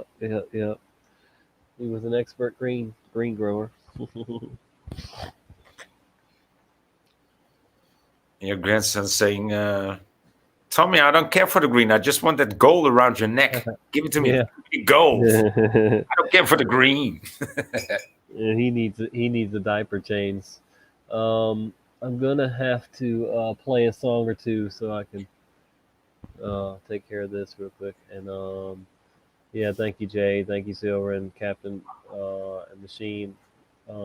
Yeah, it's pretty sad. I'll try to get a few things together to share, about Sean and what he shared with us too. So let me go ahead and I tell you what. Let's just go ahead and finish what we were watching for now, and then I'll cut it short, and we'll go back. We'll come back, and if anybody else wants to join us to say anything about Sean, I'll put the link back in there too when I come back. So, all right. Yeah, man. Wow. Unbelievable. It could have been you. It could have been me. Just remember that, folks, that we aren't guaranteed tomorrow. And we need to be ready with no fear. Of course, there's COVID-19. The virus has disrupted food chain supplies around the world, bringing us to the fact that when it comes to food scarcity, China is not alone. Food shortages are affecting countries globally, rich and poor alike. All around the world, food prices have gone up in the past 12 months due to the coronavirus pandemic. In the US, that equates to a 4% rise in the cost of food during that period. It is also reported that in the United States, now, 1 in 5 families do not have enough to eat, a fact pronounced by growing lines at food banks around the country. On the other end of the spectrum are poor nations, with ones experiencing violence being the most in danger. In many places, the pandemic, coupled with conflict and disruption, is dealing crippling blows to food security. Millions of people in the Democratic Republic of the Congo, Northeast Nigeria, South Sudan, as well as Yemen, face the risk of famine. Environmental issues, disease, including a pandemic, war, and even pestilence are all contributing to food shortages around the globe. Although China seems to be trying to do something about it, the issue needs a global solution. And according to some, if we don't tackle the problem together, now, not too far down the road, it might be too late. The threat of famine is looming again, so we have to step up and not step back. And quite frankly, 2021 will be a make or a break year. 1 head of cabbage, some cooking oil, a little bit of salt, and about 3 cups of rice is all Emma Kajiri has left in her kitchen. She says she'll have to make it last as long as possible to feed her family of 8. Life is hard. We don't have much to eat. There is nothing good about our situation. We are barely surviving. The UN's World Food Programme says more than 8 million Zimbabweans will not have enough food by December if there's no urgent intervention. That's roughly 60% of the population. Basic goods are now beyond the reach of many people. Growing enough food is not an option for some. Years of droughts, the economic crisis, rising unemployment, soaring inflation, and now coronavirus have hit families hard. Millions across the country are struggling in both large cities and rural areas. Desperate families like Emma Taurais are eating less. She has to feed 10 grandchildren. Her own kids either died or left the country to look for work. I can only hope my neighbors take pity on us and give us food, even if it's their leftovers. We really don't know what we are going to do. We are currently living in a time Jesus refers to as the birth pains. We are fast approaching a time known as the tribulation that Jesus says will be the worst time in human history, as we read in Matthew 24:21. For then there will be great tribulation, such as has not been since the beginning of the world until this time, no, nor ever shall be. We are currently witnessing events that will continue to become more frequent and more intense until God pours out his final judgments on an unbelieving and unrepentant world. One of the judgments described in the book of Revelation includes the price of food being so high and scarce that it will cost a full day's wages just to barely get enough to eat, as we read in Revelation 6:5 and 6. When he opened the third seal, I heard the third living creature say, "Come and see." So I looked, and behold, a black horse, and he who sat on it had a pair of scales in his hand.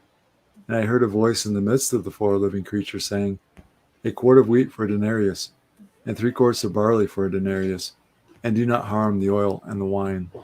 In this prophecy, it will cost a day's wages just for a loaf of bread. We are not in the tribulation period yet, but it's coming. We are getting extremely close. Yes, we are. Luke 21:25. Trust that, and there will folks. be signs in the sun, in the moon, and in the stars, and on the earth distress of nations, with perplexity, the sea and the waves roaring, One of the many signs we are living in the last days, right before the return of Jesus Christ, Amen, is nations will be in a state of perplexity or uncertainty over what to do in a difficult situation. This is exactly what is happening in our world today. To that chilling bust in Michigan, 13 suspects, members of a militia group, now facing charges in an alleged plot to storm the State House, kidnap Governor Gretchen Whitmer, and start a civil war. ABC's Alex Perez is in Lansing with this story.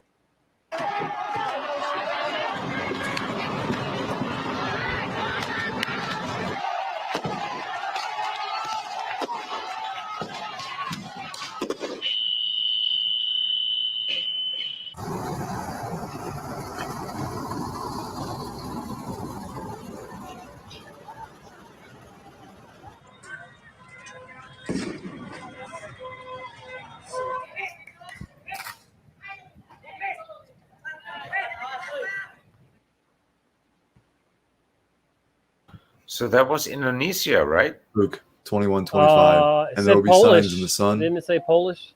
Poland? What? No, it looked like a Polish flag, but Indonesia's flag is Polish flag turned around. But the tank said Polish. The tank said Polish. No, the tank said Polisi. It's police. Oh, okay. It's police for, I think, for Indonesian. Okay, maybe you're right then. Yeah. Let me go back real quick. Yeah. Just a few. I think it's Indonesia. Policia Corps something. Yeah. Huh. It's. Can you even? It says Corps Brigadier, and it's just like Dutch. It's just like Dutch. And since, it's Indonesia. It's Indonesia. Wow. You know, it used to be a Dutch colony. So. Wow. Yeah. Gotcha. That's interesting. And you know, the flag they wear is red and white. But if you see the flag on the brigadiers, on the Corps Brigadiers, on the Politie, you see their flag is red, white, and blue. And that's the Dutch flag. Right. Mm-hmm. So that tells you who's in charge of the police. Right. Yeah. Okay. Christian also says about Sean, he says, I've sent the news to other groups and people are really heartbroken. He was so active with his friends online, like a pillar of truth, pillar of our truth-seeking community. Yeah. He's been given so much, right? He's been contacting everybody. He's been always calling in, always clicking the link, always looking for. To be honest, I couldn't understand him half of the time, but the other half of the time I could understand. Yeah. And he had a good story, and he had a lot of knowledge, and he shares it. Yeah. He was very willing to share his story and his, hardships and everything, his good ships too. Everything that he's been through. And that's what we look for in this community is real people that are open.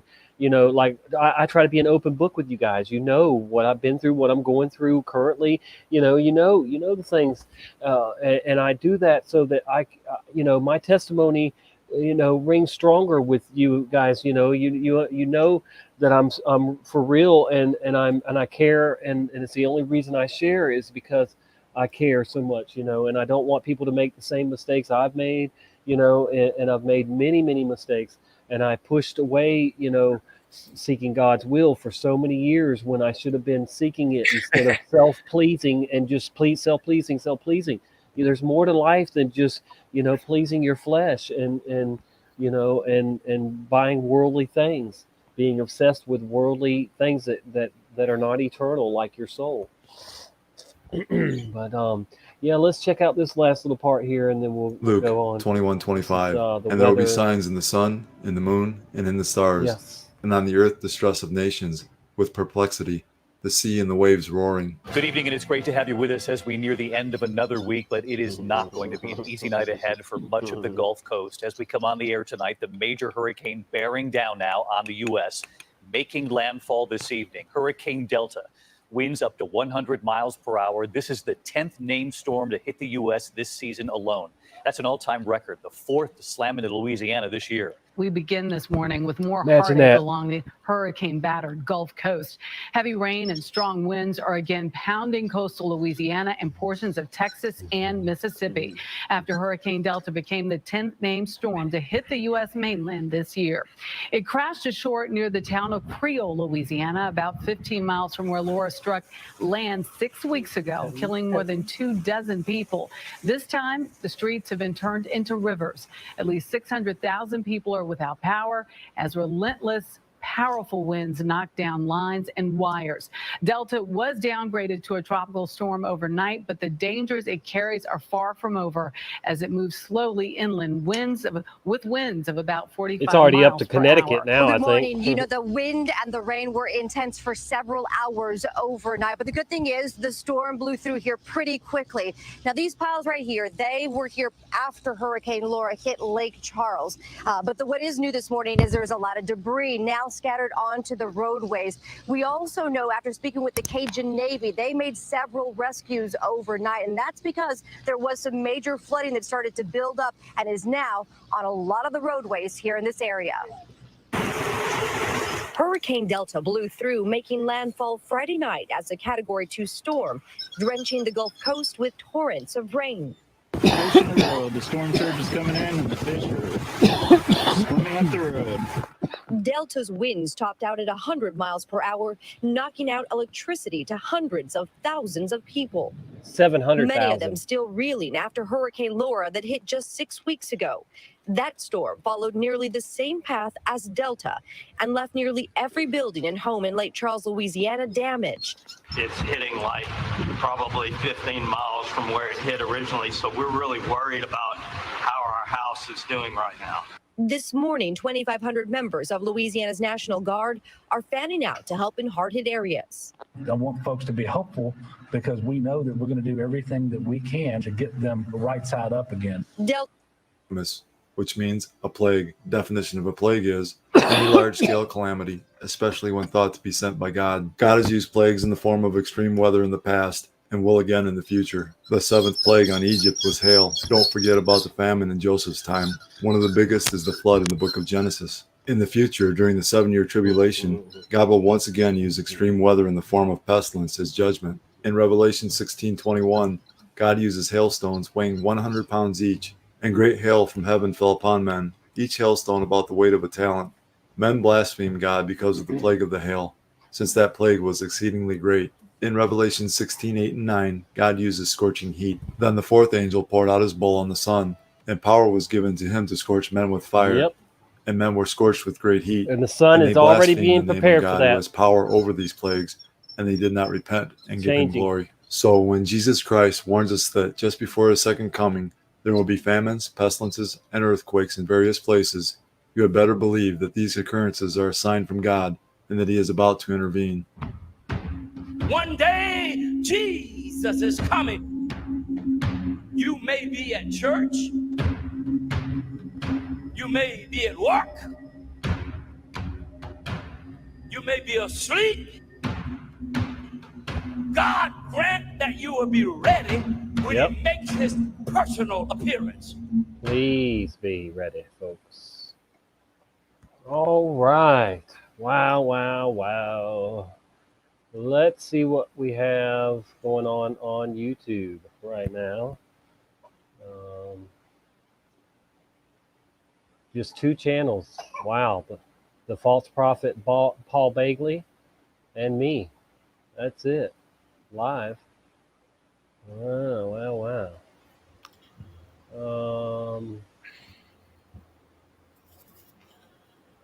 Let's see.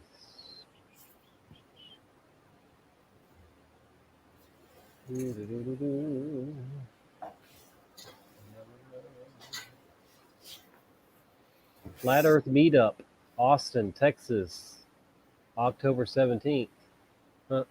That's a week before Blacktoberfest. Boy, you steady boy. You just do that too much. You do that too much. if you can get to Oktoberfesten, you must get to Flattoberfesten. I don't get to either of them. Right. Yeah, I've got too much going on to be traveling, and dude, it would be nice to see I've got everybody. this going on, so I'm okay for the next few months. I got my own Oktoberfesten. Cajun Navy, yeah, I heard that too, Silver, and I was like, what? But see, you know that they do different things. Yeah, wow. Okay, now you got my attention. Now, how many how many of those are big buds or just a lot of? Yeah, that jar looks big on your left hand, but the other ones look like they might be smaller. No, buds. this is just the last. This is just the last yield. Trimmings, yeah, trimmings, yeah. So wow, it's not the best, but you know it's the last one, and I know it's mixed. It's big buds and small buds. I've got better pots, but you know it's dry and it's sort of dry. I'd like to keep it not too dry, you know. Yeah, you want some moisture, yeah, definitely. Yeah, right. Yep. Zilren says my harvest is looking busy. So that's what I'm doing now. Just attending the moisture. Is the smell good? Does it smell good? It's not very strong, but you know, it ain't bullshit either. Yeah, you know? Yeah. I feel you. Hey, it's worth smoking it. You can see. Check my eyes. Check my eyes. Yeah. You went without none for a little while there, and I was like, is he quitting? And then you show us what you were up to. I'm like, okay. I thought you'd given it up, you know. But I can do without for a while. No problem. Yeah. No problem. Me too. A couple days or so. No, I can do it like several weeks, several months. I don't care. But see, it's the only medicine pretty much that I use, you know, and so yeah, I'm a little dependent on it. I mean, I admit it, but I'm rather be dependent on it than 24, different pills a day that I was taking or whatever, you know. I don't take any pills now unless it's a That's not even an option, man. That's not even an option. Come on. I mean, I don't take Tylenol or Tums or ibuprofen or anything. Nothing like that. Nothing. Dude, all that stuff it never was attractive to me. Right. Good. Even though everybody around me, not everybody, but many people around me was taking that shit. Yeah. They was, oh, you should try it once. And I said, nah, man. Yeah, I tried it once. Once, like literally once. But I was like, no, man, I don't like that shit. Speaking of shit, there's a pile of it in his diaper now. Yeah. We just changed him. Remember, we just changed him from he had a pee-pee diaper, and now he's got a poo-poo diaper. Pee-pee poo-poo. Pee-pee poo-poo. Pee-pee poo-poo. We got a poo-poo diaper now, Mommy. Your favorite. He's looking at you like, dude, I don't know what I did, but I did something wrong. I got a poo-poo. I think you guys call this a poo-poo diaper. Can you help me? Can you see him? You can see him, can't you? Yeah. He looks like the thinker. Yeah. No, he looks like the stinker. Yeah, the stinker, more like it. Yeah. I don't know if he's done yet. I think he is though, because it's pretty full. At least the chair's brown. Right. Now check this out. Speaking of poop, somebody that I know came to my house. With the police last week at like 10:30 at night. I didn't answer the door because I didn't know, that somebody I knew was with the police, and I just didn't want to talk to the police. I knew I hadn't done anything that they should be knocking at my door, and I checked my daughter was okay, whatever. Nobody was trying to get a hold. Nobody was trying to get a hold of me, like it was an emergency. But so the police dropped off this guy that I've known, and he does my lawn maintenance, off and on for me. He's a diabetic and other health issues and stuff. Well, anyway, they ran him off from the hospital because he was loitering there after he got out of there, I guess. And he comes in here, and then so I'm laying in bed after the police drove off, and I look out the window, and he was climbing in my Suburban, in my truck.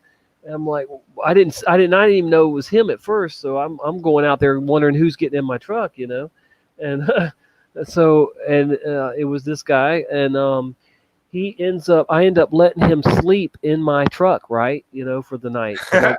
You know, I felt bad. He was bleeding because he fell down. He had a diabetic situation, and then fell down, and I guess he, you know, had bumped his head. So that was all bandaged up. Well, anyway, so I let him, and then at some point he gets out of the truck and then takes a poop right there beside the truck, dude. You know, a big crap, a grown man. You just, you know, right in my front yard. Okay. And so, and he's still bleeding. So he ends up getting blood and crap all over my truck, the outside and the inside, because he didn't have no toilet paper to wipe himself, I guess, or whatever. You know, I know this is gross. I'm sorry, but this is, it is gross. Yeah, I'm sorry, but this is what I had to deal with and clean up from you know, from that, you know, situation. And so yeah, man, it was crazy, dude. The next day he cleaned up, you know, in my backyard with the hose, and I took him to a rich person's house that he does lawn maintenance for, and I haven't seen him since. I mean, I prayed for him, you know. I mean, I've known the guy for a few years, and it is sad, but you know, he did a lot of hard drugs, and he got kind of shot out from that, and then he got diabetes, and then he had like some kind of small stroke even too, you know, whatever. But but yeah, I mean, who does that? Who takes a crap in somebody's front yard, you know, and doesn't even clean himself up, and then what's your grandson holding? What's a little doll, a little toy doll. Yeah, they're finger puppets. I bought 5 of them. You put them on your fingers, and then you entertain the kid. You know. Yeah. It looks like something like a chicken leg. There's a little shark. Here's a shark. She's got. It's a little girl that he's holding. Here's an octopus. So yeah, he likes girls. He likes girls. Yeah, like his daddy. You see, he's like his grandpa. It's on his thumb, so he can't get it off too easy. But he'll just sit there and stare at it, you know, and bite it, whatever. But yeah, so you know, I know that's crazy shit. When did that happen? This is just a few days ago. Yeah, man. And I was scared. I was scared that the police were at my house at late at night. You know, I'm like, you know, what in the world? But I didn't want to deal with them. I was already in bed, you know, and asleep when this, you know, and you know, I mean, if they had said, hey, we've got a warrant, you know, or whatever, something like that, yeah, sure. But I knew I hadn't done anything, and I knew that my family was okay, you know. So I didn't answer the door. But then when like I said, when the police left, he just climbs in my truck, and I normally lock my truck, so it was weird that it was open that night, and you know. And so instead of just making a scene and making him, you know, go off somewhere else and then dealing with the police again, I let him stay, you know, going ahead and said, yeah, you can stay tonight in my truck, you know, and he laid down in the back of it. But dude, he ended up getting blood all over the seats and and poop, and, you know, it was just. Stop it. TMI, man. I know. I'm sorry. Hey, Robert. And I feel bad for him. I do, but I mean, you know, I live in a 1-bedroom house, and I already have a, you know, full house, you know, so you know, I can't take in everybody, you know. I mean, so he got kicked out of it. I think he got it off, but now he got it off. Yeah, he did. Who? What? He didn't manage to work the thing off his finger. You said like he can't. Oh yeah, you're watching it better than I am. Because I saw he was trying. He was trying to get that shit off my finger, dude. What is this thing on my finger? Oh yeah, I forgot about the diaper. Oh yeah, let me change it. Let me go deal with that real quick. So it. What do you want to talk, or you want me to play something? You want to do a shout out or something? I'll be right back. Huh? I'm gonna do a shout out. Okay. Cool. I'm gonna find some things to talk about. like pyridoxine. Nobody knows what pyridoxine is. I know what it is. It's an impossible formulation of things. Pyridoxine. It's impossible. Pyridoxine is possible. Pyridoxine is possible, but pyridoxine is not possible. That's what pyridoxine told me, at least. So, shout out to pyridoxine. Shout out to Robert Alley, our Steeg-based. Shout out to West Texas. Shout out to JJ. Shout out to Zilren Rocha.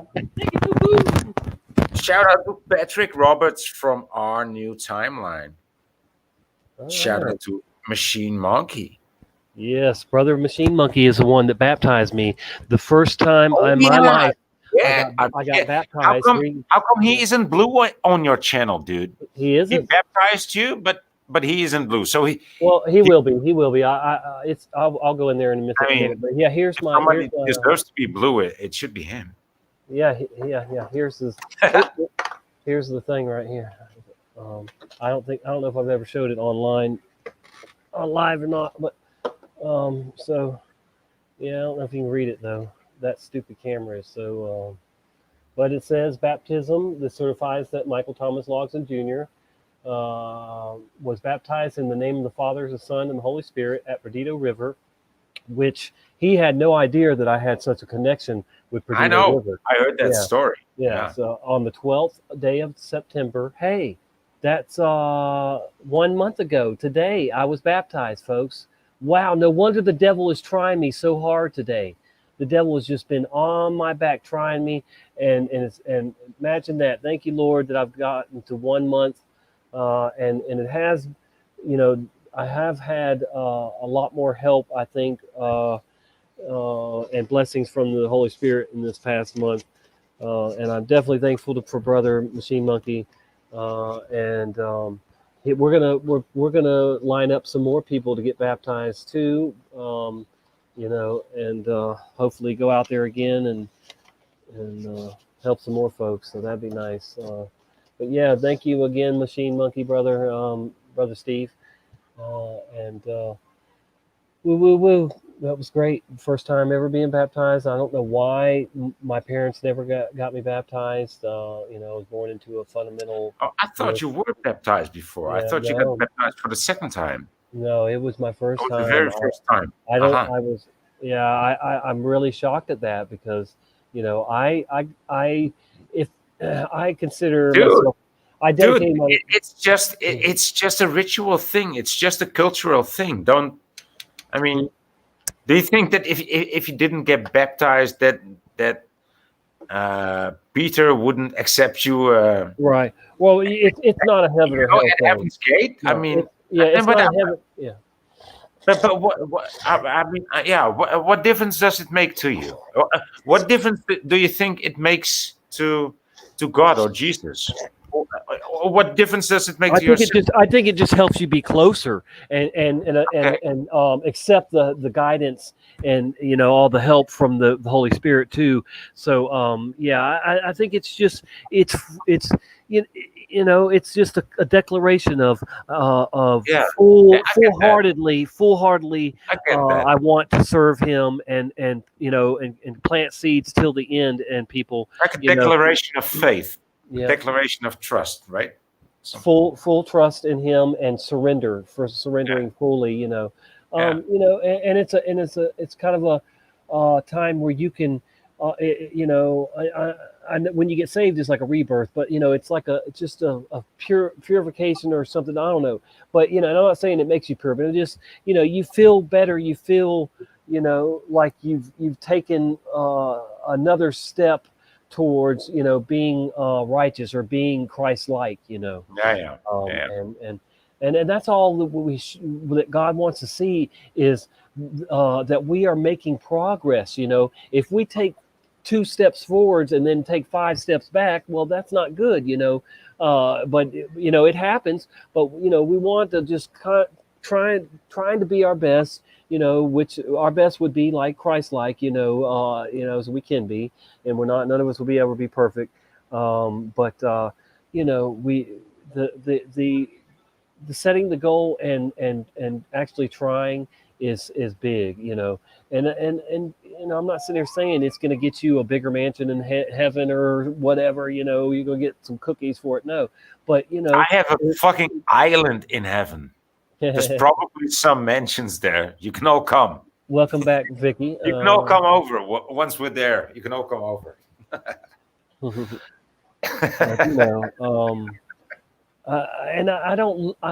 I've been telling people that this is, that this time is coming, the tribulation period is coming for 10 years or, more. And I've been, I've been awake, red pills for 28 years. But I mean, as far as the seeing that the end is near, for me, it's been about 10 years, since I think that God put it on me to start telling people that,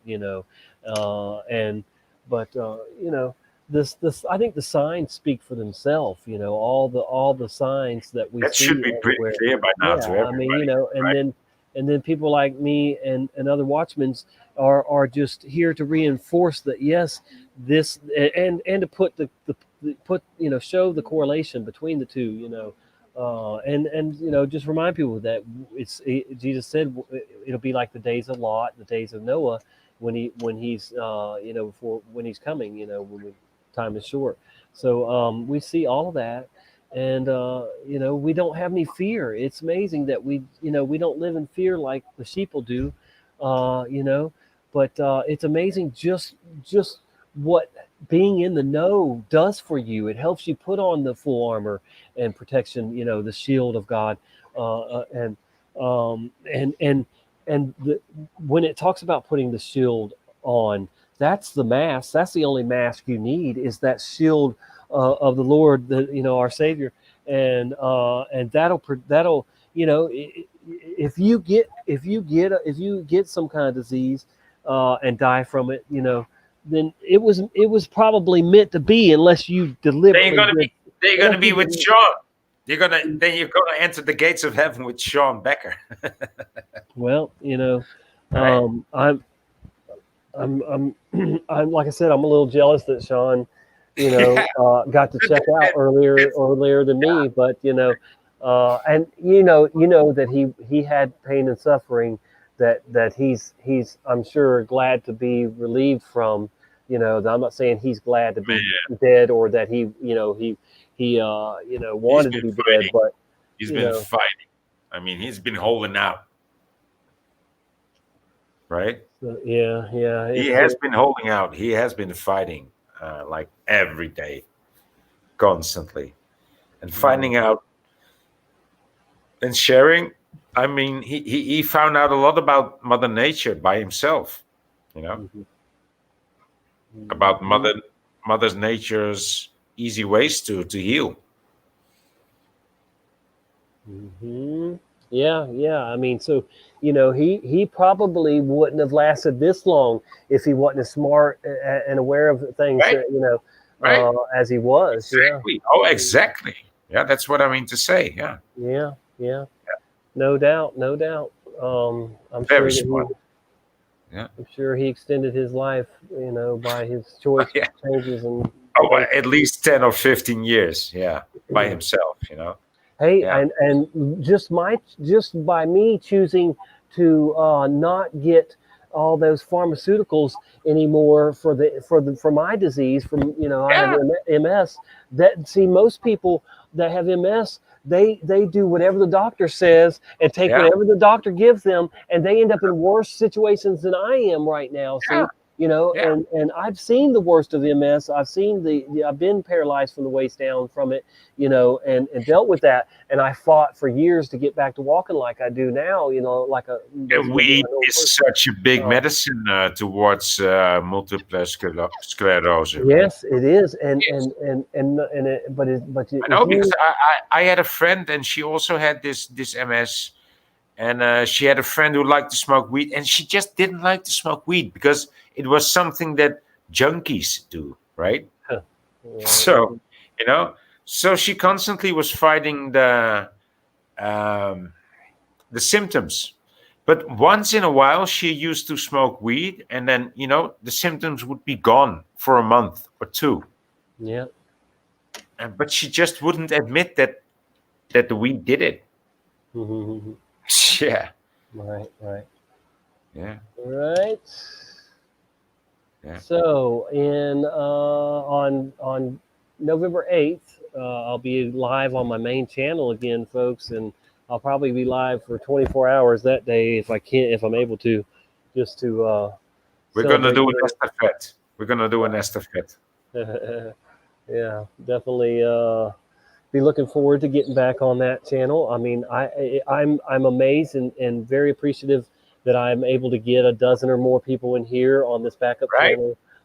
You know, and I'm just so glad that we get quality people in here, and not any trolls. I haven't had any trolls problems on my backup. You saw how bare it was, how barren it was on my channel. There was like one viewer, 2 viewers, like no viewers at all. Right. So I felt bad for you, yes, but you know, people were probably busy. Welcome back, Zilran. Good to see you. Good to see you. So yeah, I know. Of course, we want to be back on our first channel. I mean, we feel like you feel like decimized, right? Let's address this real quick. West Texas says my sister has MS and it's horrible, but he says no chance I could ever get her to try weed. Well, what about is she at least open-minded to CBD oil and if she is, I would recommend looking into Tommy Chung. That's the thing. That's what I'm telling. That's exactly the case that I was just telling you, right? Right. The woman who also had this MS. She would smoke a joint like once every 2 years, and she would be relieved of all illnesses and all ailments, you know. And she would feel better, but she would never admit that it was because of the weed. But everybody could see the difference, you know. Everybody could see the difference, and she could notice the difference more than anybody else. But the only thing is that she couldn't admit that it was the weed. And why was that? Why was that? Because everybody's indoctrinated to hate weed. Yeah. Everybody's indoctrinated to hate weed because weed. At least when your body has like weed receptors, read into it. I mean, look into it. Cannabinoid receptors, right? See what he said. She's already so far gone. She can't talk anymore. That's so sad. See, but I dare to say that you know, the medicine have made her worse. When it's gone that far, you know, it's just a pitiful sight to see. You know, especially when it's your sister or when it's your mother or your father or your son, you know, or your sibling. It is sad to see. It's a painful process, man. So let me ask you this, West Texas: how many different MS medicines is she on? Do they have her on a bunch of crap? Because I'm telling you right now, the side effects of all the MS medicine they had me on was making me worse, and I think it makes all MS patients worse, and that's what they want. So I had to take my own health, you know, care into my own hands, you know, and that's why I'm not in a wheelchair today, or you know, worse. Yeah. Sad. Yeah, she's saved though. That's good, brother. That she at least knows the Lord, and he's going to be with her throughout this this you know whole process. Man. And he just spit up a little bit. Yeah. My little buddy spit up. Woo. Are we there? Are we live? Are you there, Voynich? I'm here. Okay. I wish he would look at the camera, but... Hey, little one. Let me see if I can get him to sit here, and then maybe he'll. Hey, look tiny one. Tiny one. He just won't look up. Tiny Tom. Tiny Tom. Tiny Tom Look, I ski. got him down low. Look up. He won't look up.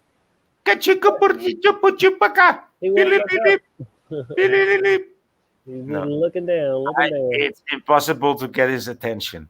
Yeah, What's he below won't. there? He won't look at the What's camera. grabbing his attention at the The moment? keyboard. The smiley Keyboard. faces. The smiley faces on the keyboard. There's some, Yeah, okay. Yeah. Yeah. Oh, There you go. hello. Hey. Hello there.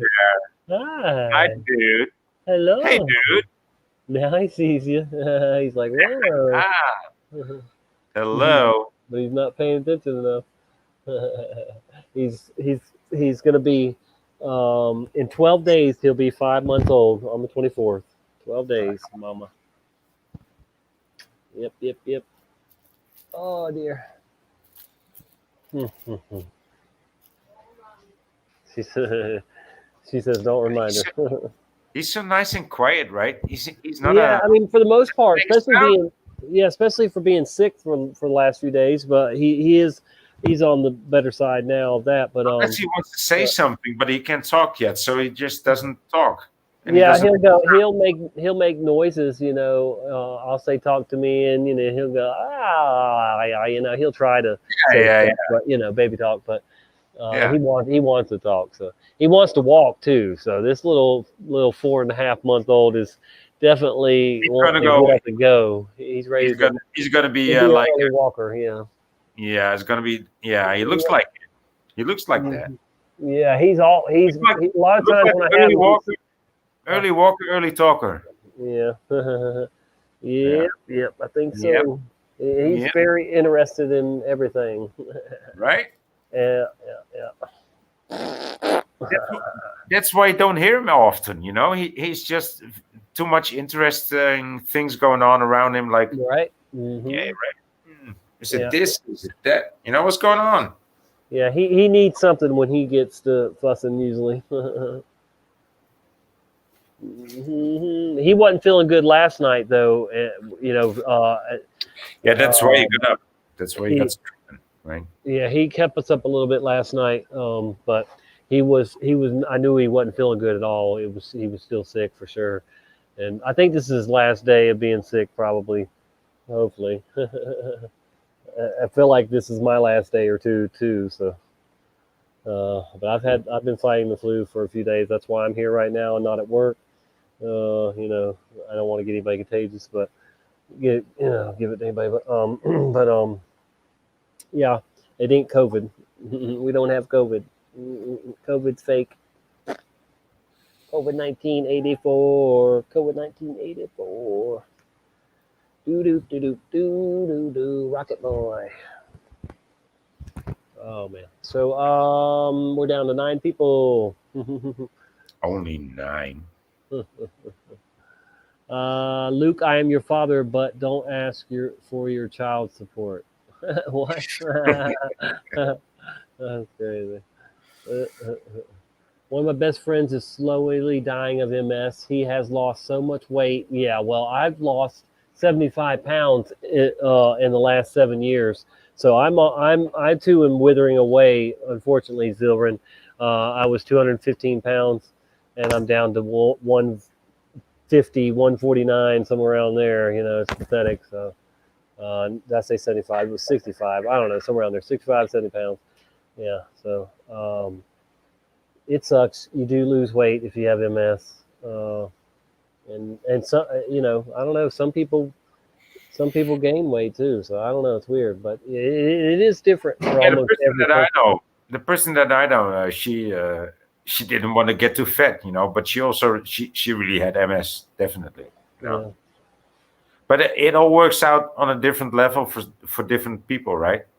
Some people get tired, like from daily stress. Other people get tired from momentarily stress. It's all different for different kinds, different strokes. Mm-hmm. Different strokes for different folks. Yeah, right. Yeah.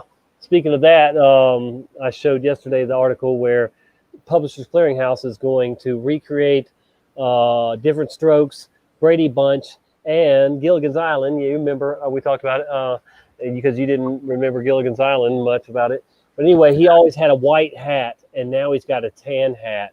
And we you know you can't mistake white for tan, or tan for white. So that's definitely a real change. If you go back now, all the episodes he has a tan hat instead of a white hat, and that's just crazy. Did you ever watch Gilligan's Island when you were? Yeah, I never seen it, man. I never seen it. Yeah, no, not anymore. It's tan now, and always been tan. I didn't know they were making them. No, they're not making them. I'm saying it's changed. The old episodes. I'm trying to explain to my daughter that the old episodes that were with a white hat have supernaturally, magically changed to where he has a tan hat in all those episodes now. Yeah, she's like, oh, she's sitting in a chair in another reality, like something changed. So what? Yeah. What in the world are you talking about, Yeah, man? things change. Things change in this reality. Yes, things are changing supernaturally, magically. If you if you believe in miracles, then you should also believe in magic, because they're both real. If you believe in any kind of good power, there's also people out there that use that good power for bad, evil things. So, and that's what's going on. So, what did you make this time? Another different soup? Oh, last grits. Okay, yeah. Usually, did you put any cheese in there? Okay, yeah. Oh, it didn't have the bacon bits already? Yeah, I don't like those. Those taste funny. Yep, they do. You're right. That's good. She's hungry like a pregnant woman, right? She's eating grits. Yeah, I can't. But she is. I mean, that's just a saying in Dutch. Yeah. Yes, definitely white hat. You're right, Tommy. Patrick says, yeah, about Gilligan's Island, but not anymore. No white hat now. Let's go crazy, man. I don't understand why you get so little views when you have this best baby on your. Well, let's not hope. Let's not try to attract a bunch of No. Yeah, it already bothers me a little bit that there could be but he's just such a cool guy. He never cried. Yeah. I mean, I've seen him for 2 or 3 hours. Voynich says he never cries. Well, he can cry when he. Oh yeah, I believe you. But he is a good baby where he doesn't just sit around crying to be crying like a lot of babies do, whatever. But yeah, and like I said, he's interested in everything, so he can sit and check something out for quite a while and be content. But his mama made him something to eat. Like I have this girl on Facebook. She says her baby, she's younger than him. Mm-hmm. We'll just sit there. She'll put her in like I think her high chair or something. And she'll sit there and watch fish for hours. I think it's like clubfish though, and she'll just sit there and watch them. Hey, do y'all remember when Walmart used to sell fish? I don't think they do anymore, huh? They don't sell. Yeah, they don't sell. Well, I know some might. Some do. I think the one in Pace. Walmart used to be a huge fish seller, man. They sold all kinds of fish, man, back in the day.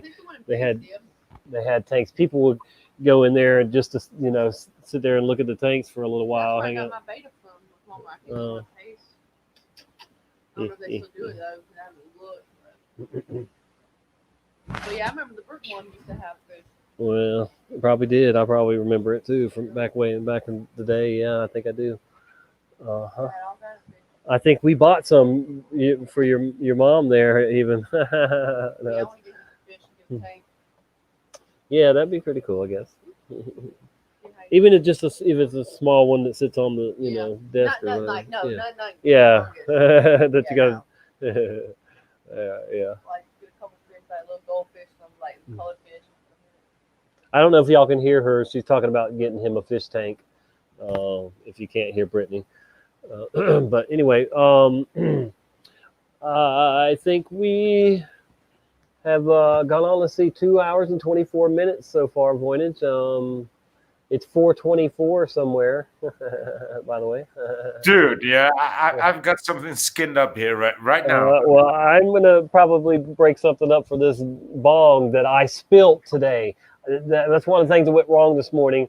I spilt my gravity bong on the floor, and it got all kinds of things wet that I didn't want wet, of course, and yeah, I had to clean up that mess. A gallon, it's a little more than a gallon of water, and that makes a mess when you got, that all over the floor and cords everywhere and shoes and. It looks like Brittany is eating. It looked like Brittany is eating the baby's meal now. She's eating grits. Remember? Grits. I don't know what grits is. What is that? Oh, he don't even know what grits are. He's in the Netherlands. He's in Holland. Yeah. It's something like grains. It's it's corn. Yeah. It's like oatmeal. Like a version of oatmeal. Northerners eat a lot of oatmeal, and Southerners we eat grits. They put sugar in their grits. So disgusting. Yeah. But yeah, grits is mainly a Southern dish, but it's a breakfast, dish too at that. But you can load it up. You can load it up with cheese and bacon and all kinds of things, But it's just from ground corn, and it's good. It's good. Yeah, we call it griesmeel. I think that's the same. I think that's the same. Right? Gotcha. Yeah. Yeah. Luckily, bong water does smell horrible. West Texas. Luckily, it wasn't very old water that I spilt this morning, so there's that. I don't smell it now, and I have tile floor, so it's not. It's not carpet, thank goodness. That would be horrible. Babies should love grits. I mean, babies should love grits, right? Mm-hmm. Yeah. I think he does. He's definitely going to be a grit eater. Gonna get into the nitty gritty. And I used to have friends called grits. That's what they called a group of like people that wore the jean jackets with the rock bands on them and stuff like that. That group. And, they were called grits in school up in Virginia. Anyway, yeah. I'm gonna go hang with the grits, man. And I did have a lot of grits friends.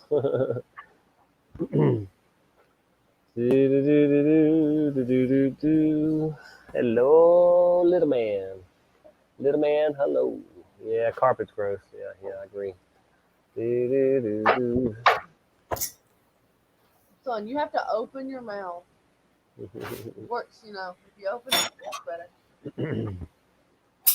La la la la la la la. La la la la la la. I'm eating up them grits, man. Them grits ain't got nothing on me, man. Willy. Yes, I'm going to get the gravity ready soon. Hey, zoom. I got a little Lamborghini here that we play with. Was that a beer? No, that's not a beer. That's just very good beer. Okay. That's not a beer. This is a beer. That's not a beer. This is a beer. Yeah, indeed. Yeah. Yeah, it's expensive beer. Yeah. Mm-hmm. It's not so much. It is expensive, but it's primarily very good. Keep in mind he's in the Netherlands, so it's what time is it there in the afternoon, evening? Let me check. It's 8:30. 8:30 in the evening there. Yeah. Wow. You guys are behind. You guys are retarded. Yes, we're behind. La la la. Braylon is a good baby. You're making me want some grits now too. Grits and toast. Oh, I got to get a toaster. My last toaster crapped out on me, and I haven't bought one but I need to buy a new toaster. See, there's still some in there. No, I probably wouldn't want the. I have regular grits in there. I don't want the bacon bits. That overpowers it too much for me. Yes, it does. I've had them. I mean, well, okay, yeah. You say since it's real bacon, yeah. I guess you're right. It could be all right, but I still wouldn't put as much as you do. Oh yeah, I put a decent amount. I'm pretty content with just butter, real butter, grits, and cheese in mine. Cheese, please. I use a stick of butter. Stick of what? Stick of butter. I use. Yeah, that's the real butter. Yeah. Yep. Have you ever seen these competitions that they do with butter? They sculpt all these different things in butter. No, I've seen it in ice. Oh yeah, but it's a trip in butter, man. Yeah, there's a movie called Butter that's based on it, but yeah, it's pretty popular. How come this is not a Dutch movie? I mean, we should have right. Really. Yeah, but yeah, Google it sometime. You'll see the butter sculptures, man. It's pretty crazy what they do with butter. I hope that they end up using the butter because that would be a lot of waste. No, it's because there's so much. It's because there's so many butter wasted that they make things out of. Well, I don't think they're using wasted butter for that. I think they're using good fresh butter to, Yeah, but yeah. But anyway, it's pretty neat. They do butter anyway. They do all kinds of sculptures, people and objects, and pretty cool. Did you ever sculpt something, Tommy? Let me think. I have a little bit of artistic creativity. I mean, I used to make from scratch. I used to hand carve canes out of not like tree limbs, but out of vines, real thick vines, and I would dry them out, cure them properly, and then hand carve them from head to toe. And I used to have people stop me all over the place and try and buy them from me, or get me to make them one. And I have made a few for people, but I made you one of those nice walking canes once, and then I walked the street with it, and then the police robbed me, and they said you are wearing an axe. Wow! And so they took away my cane, and they said no, we destroyed it, but of course somebody just has it. It was such a fucking beautiful cane. Oh man, yeah. I carved it. I decorated it. I put a nice knob on it, like a real shiny knob on it, like really a kinky kind of cane, right? Yeah. Wow. And they said, "Oh no, we destroyed it. I'm sorry. I don't know who destroyed it, but it's gone now. I'm sorry." Yeah, man. So what do you think? My dad is a painter. My dad and my grandmother was a painter too. This little man looks like a creative little guy too. Oh yeah, he probably will be. I think he Look will at the be. grits on his lips. He's got grits on his lips. Grits on his lips. You just wipe a little bit. Ding, ding, ding, so they don't dry and be all stuck on you. Yeah, I'm not fat. Not yet. Yeah. Oh, we just got some puke action. La la la, pukey boy. He's such a cute little kid, man. I'm happy to enjoy this with you. Yes, he's a blessing. He is precious blessing. Yes, he is. And Mama's gonna hold him for just a minute so I can get a drink and some medicine in me, and then I will take him back. She's finally done with her grits. Woo! Grits always good. Let's see if it'll sit right there by Mama. Okay, she got him. All right, I'm gonna grab a refill real quick, and I will come right back. Look, this is how I make my cherry Sprite. This is Jelly Belly, very cherry drops, whatever. And so I just put a couple drops I've already made a bunch of cherry sprites with this, so or you can call it cherry temple if you want. But you just drop a few drops like that, and then put your Sprite on top of it, and you got cherry Sprite. Or you can use those for snow cones. Making like snow cones. You know what a snow cone is, right? Ice snow cone. Oh, I would just make a tea, dude. Make cherry I tea. drink Yeah. beer or tea or milk. That's what I drink, or water.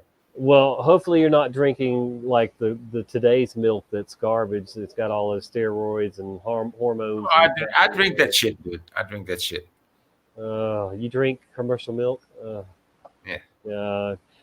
When I was a kid, we got milk delivered from the farm. Yeah, we got that shit too. Yeah. Yeah. I wish The you old still days. did. Yeah. Yep. All the stuff that was good for us once is now tainted one way or another. But yeah, I'll be right back if you want to do another shout out. I'd appreciate it, man, or just hang tight. I'll be right back. I will do a shout out.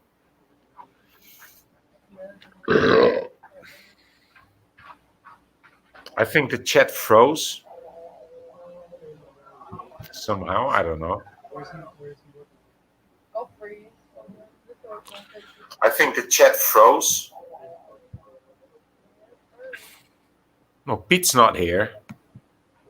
It's not Pete that's here. Pete's not here. West Texas is here.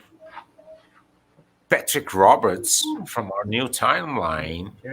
He's here. Captain Rankin. He's here. Craig Steiber. He's here. Can you hear me? Hey, can you hear me? I can hear you. Okay, cool. Now, Tommy's here. Tommy's out. Tommy was out. Tommy's here. Pete's not here. Who is Pete Snot? Pete Snot? Hi, it's not here. Pete's not here. Mm-hmm. Pete Snot. Do. No, Oh, right. Pete's not in Dutch means that. Yeah, Pete's not. Just Let me know if there's any. What is that? Oh, let me know if there's any feedback or anything. I'm gonna try to turn this up a little bit. Oh, it's all the way up already. Yeah, this is It's such an okay. old laptop. There's still some crickets, but it's okay. Really, there is the crickets. I like the crickets. The crickets. When I say crickets, it's a compliment. You know it. Yes.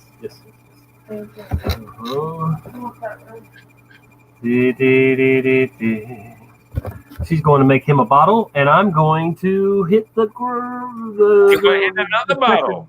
Yeah, I'm gonna hit the dang it, Your when I empty bought bottle. the anti-gravity or fake gravity. Dang, I've got puke everywhere on me. Luckily, I'm in my pajamas, so I ain't worried I'm going about to do it. this thingy thing. A thingy thing. Bucket bong. There we go. Or I could call it pitcher bong because this is a pitcher, but but It bucket is. bong works pretty nicely, I think. Yeah, I could make some t-shirts that say it's 420 somewhere. Time for bucket bong hit. Yuck. It's not 420, but it's almost 2040 here. Oh, I like that. I'm gonna. I do the 20 till. It's 20 till somewhere. 2040. It's 2040. Yeah, it's about to be 20 till somewhere. 20 after 20 till. That works for me.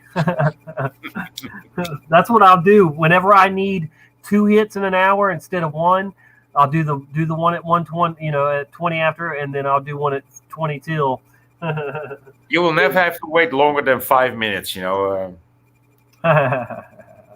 There's always a 2 in the clock. Most people always say it's 420 here all the time. That's how they normally react when I say that. But for me, it's not. It used to be maybe at different times in my life, but not.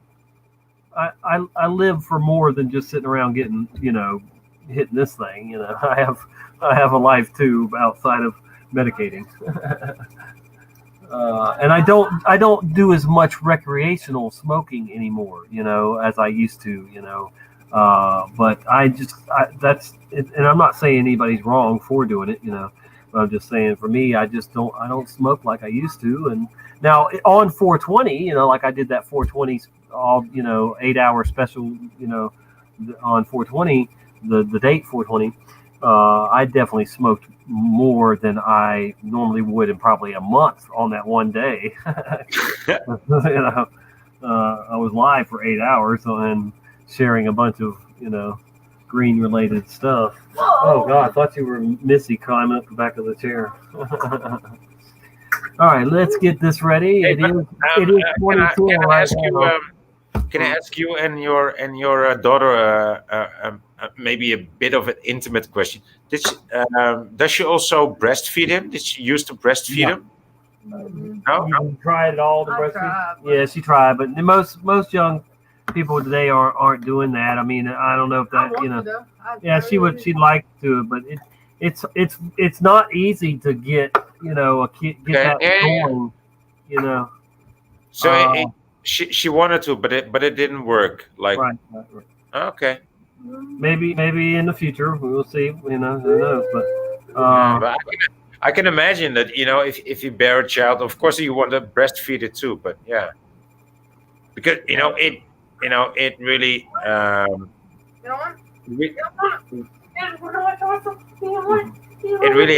it really helps the child get some immunity, right? Mm-hmm. Yeah. It's more nutrients. Yeah. More pure and because I mean, who knows what they're putting in this formula otherwise,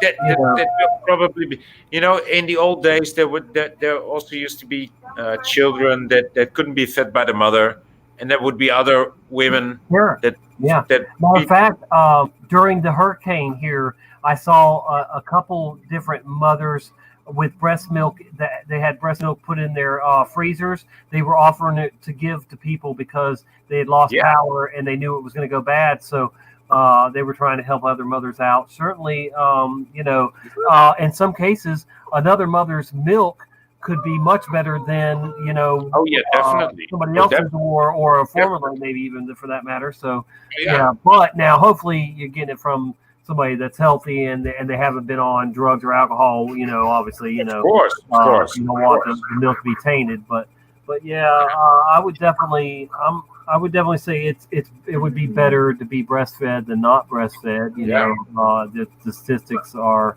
for it. That it's better to do it than not. Yep. All right. Let me get this thing burning here. And I'll bring it up. There we go. So I ain't done one on live in a little bit.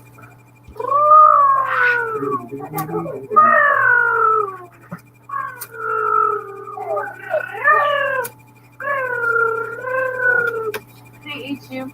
Yum, yum, yum. You taste so good.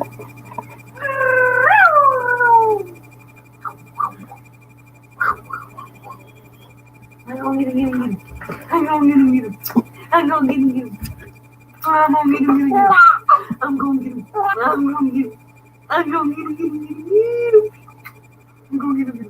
I'm gonna get him. A lot of white ash in there, which is good. Get him. Boom.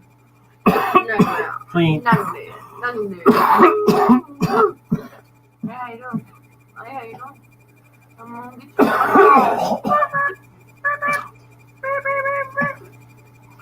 I'm back. Take it up enough.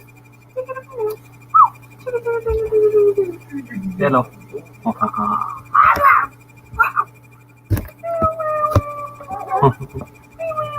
I'm mesmerized by your daughter and your grandchild. He's got the finger puppets on. I wish I could find the fourth one. It's like a whole fucking Muppet Show on one hand. Yes.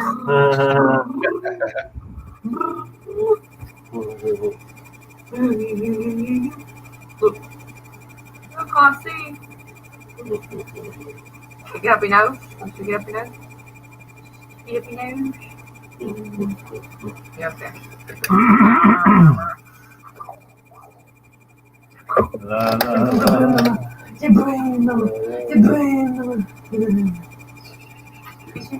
He's slow to grow hair, but I'm sure he'll have a nice head of hair at some point. Oh, he will. He He will. don't have much right now. But boy, did I give my mama some heartburn. Boy, did I.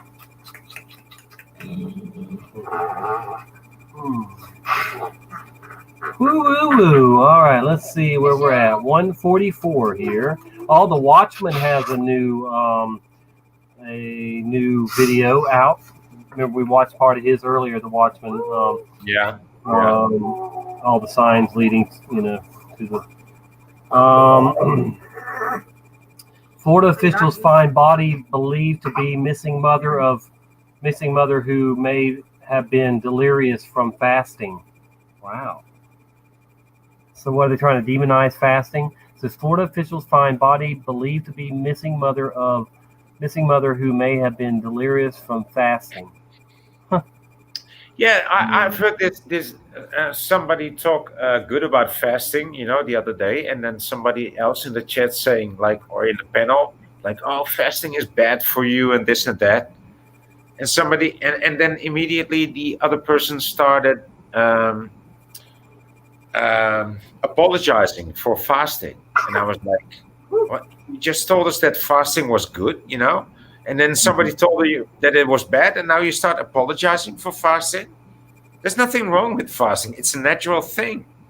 If you don't fast once a year or once every so many years, you will just go sick, and all you have to do to get better is just drink and not eat. I mean, when I was a child and I would go sick, all my mother used to do is say, all you need to do is drink water, drink tea, don't eat. All you will eat is eat a biscuit and an apple. That's all you get to eat. And if you do that for a day, you're better. You're healthy again. Right. Yeah, I try to fast once a week. Sometimes it's more. Sometimes it's just that once. But I notice a difference. I mean, I don't know. It seems to help me in many ways. I got an article here. It says experts caution against fear, as CDC says coronavirus can spread by air now. They want you to live in fear, though. That's the only way you're going to put on a mask is if you're living in fear, right? I mean, you don't live in fear of a flu bug, do you? So you don't put a mask on, right? If you did live in fear, avoided, you would be wanting to wear a mask everywhere you went, right? It's ridiculous. I live in fear. You know me. I live in fear. It says after the Centers, which we know is Mandela affected, after the Centers for Dissidence Control and Prevention, shouldn't they change it to CDCP because they changed their name to Centers for Disease Control and Prevention? Shouldn't it be CDCP? But anyway, all right. Released new guidelines indicating coronavirus can spread through the air. Experts said people shouldn't be alarmed. Okay. But they want you to be alarmed. We should be alarmed. Look, corona's flying around. Oh my God. And still they're saying that we shouldn't be alarmed. But we should be alarmed. It says this should not instill fear, Tim Bertram said Saturday.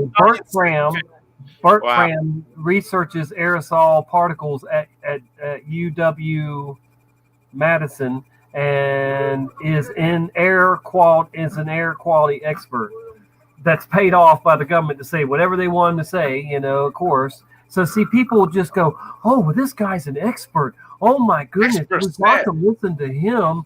The government's brought us an expert. He's got to be right. Yeah. Why would they lie? Airborne transmission of the virus happens through small particles that can spread beyond 6 foot distance, often cited by scientists. That distance protects against respiratory droplets, which are the most common source of COVID-19 spread. Airborne transmission is also tricky because the virus can linger Like a fart, huh? like Oh, was it you? Oh, so it was you. So it was you. Okay. These viruses are very small particles. They can stay in the air for more than 30 minutes. Yeah, first he starts talking about farted, and then I say it was you, and then you see, yeah, virus are very small particles. No, you farted, dude. You just farted. It says Don't maybe start even talking about a fucking virus. I can says smell it over here, 30 man. minutes to maybe even several hours now. They're saying COVID can stay in the air. Give me a break. No. Everything falls to the ground. That's why these chemtrails, even that stuff falls down eventually and collects, it on us and in us. All right. So then it says, though the virus can exist in the air for a while, Bertram said airborne transmission isn't very likely in short interactions between people. Well, then why are we wearing a mask anyway? Then, if it's bull crap that they do. So it's not necessarily something you're thinking about when you're just passing someone in a grocery store and you might still be 6 feet apart. He said it's the environment when you're sitting in a conference room with 10 or 15 people for an hour. So that's what he's saying, like, building up in a room and then everybody getting affected. This is all to instill fear because it's all hyped up. It's just the seasonal flu, but they'll never admit that, that's so they just want people to be scared. Yeah, stop. Right? Stop it, Brandon. Yeah. Michael, stop. Oh dear. Yeah, this goes on and on and on. Oh my gosh. As the pandemic presses on, scientists continue to learn about the coronavirus. Bertram said this increasing knowledge is good. Not if it's based on alliance or fake science, and they just keep programming people with fake and garbage, propaganda. So no, that's not good if they just keep increasing the bullshit level in this. That's what he's saying. Oh, it's good if they just keep hyping it up. Michael, stop.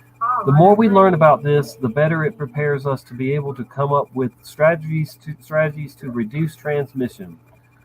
Yeah, why don't you just throw your TVs out, everybody, and that's a big start with reducing COVID-19 84, because that's where it exists mainly, is the television.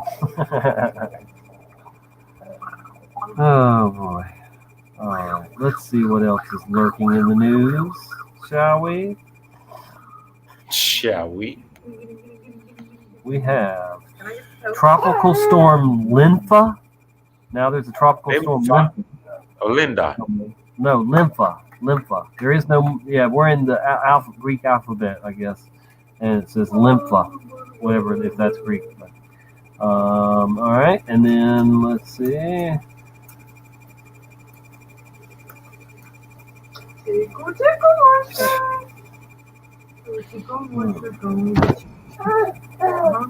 Yes, honey. Yes, honey.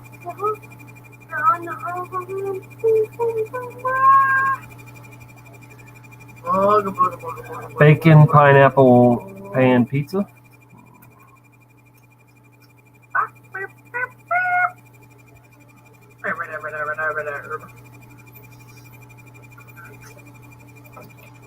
What the fuck is that? Pineapple pan pizza? Yeah, bacon pineapple pan pizza. That sounds pretty good.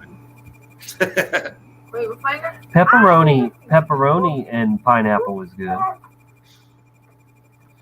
As long as there's no bananas on it, it's okay, If there's no bananas on it, it's okay. If it's nice and tropical, bananas is racist, okay?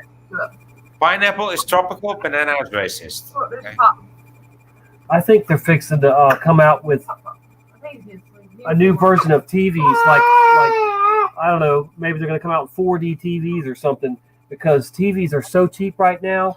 You can go get a TV that would normally cost you $500 for like $100 right now. Not I'm going to get one because I don't own a TV, but I'm just saying they are pushing TVs big right now, big time.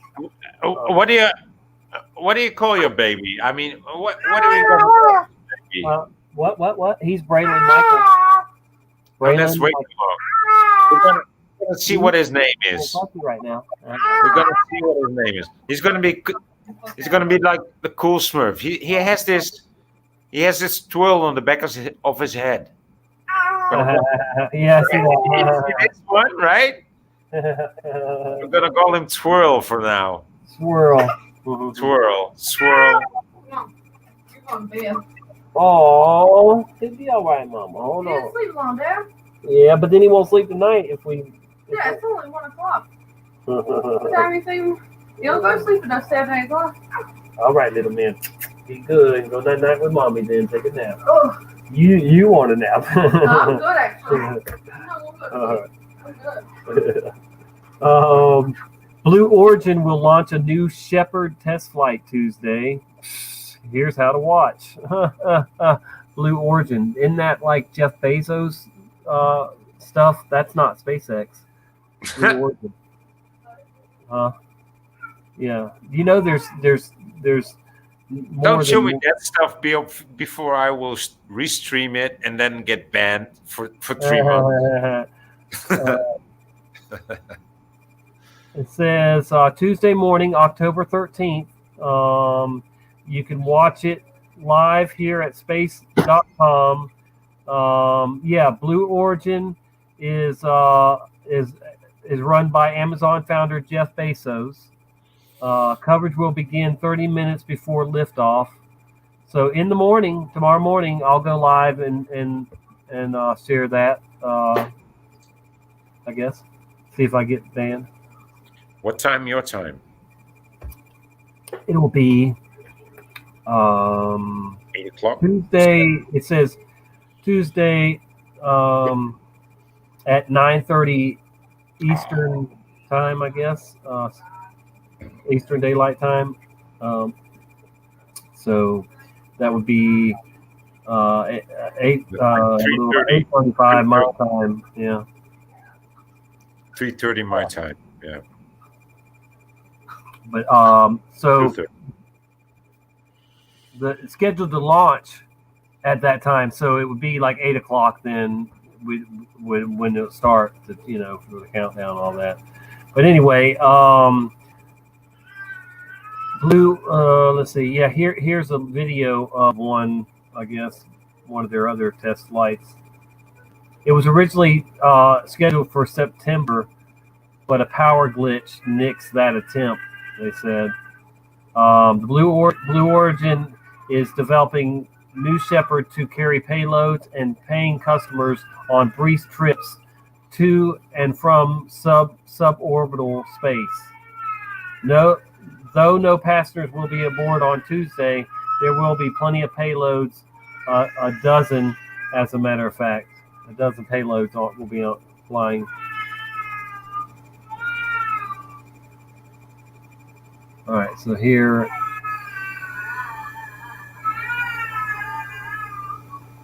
Who's killing the baby in the background? You don't want to go to sleep, it don't sound like to me. Gee.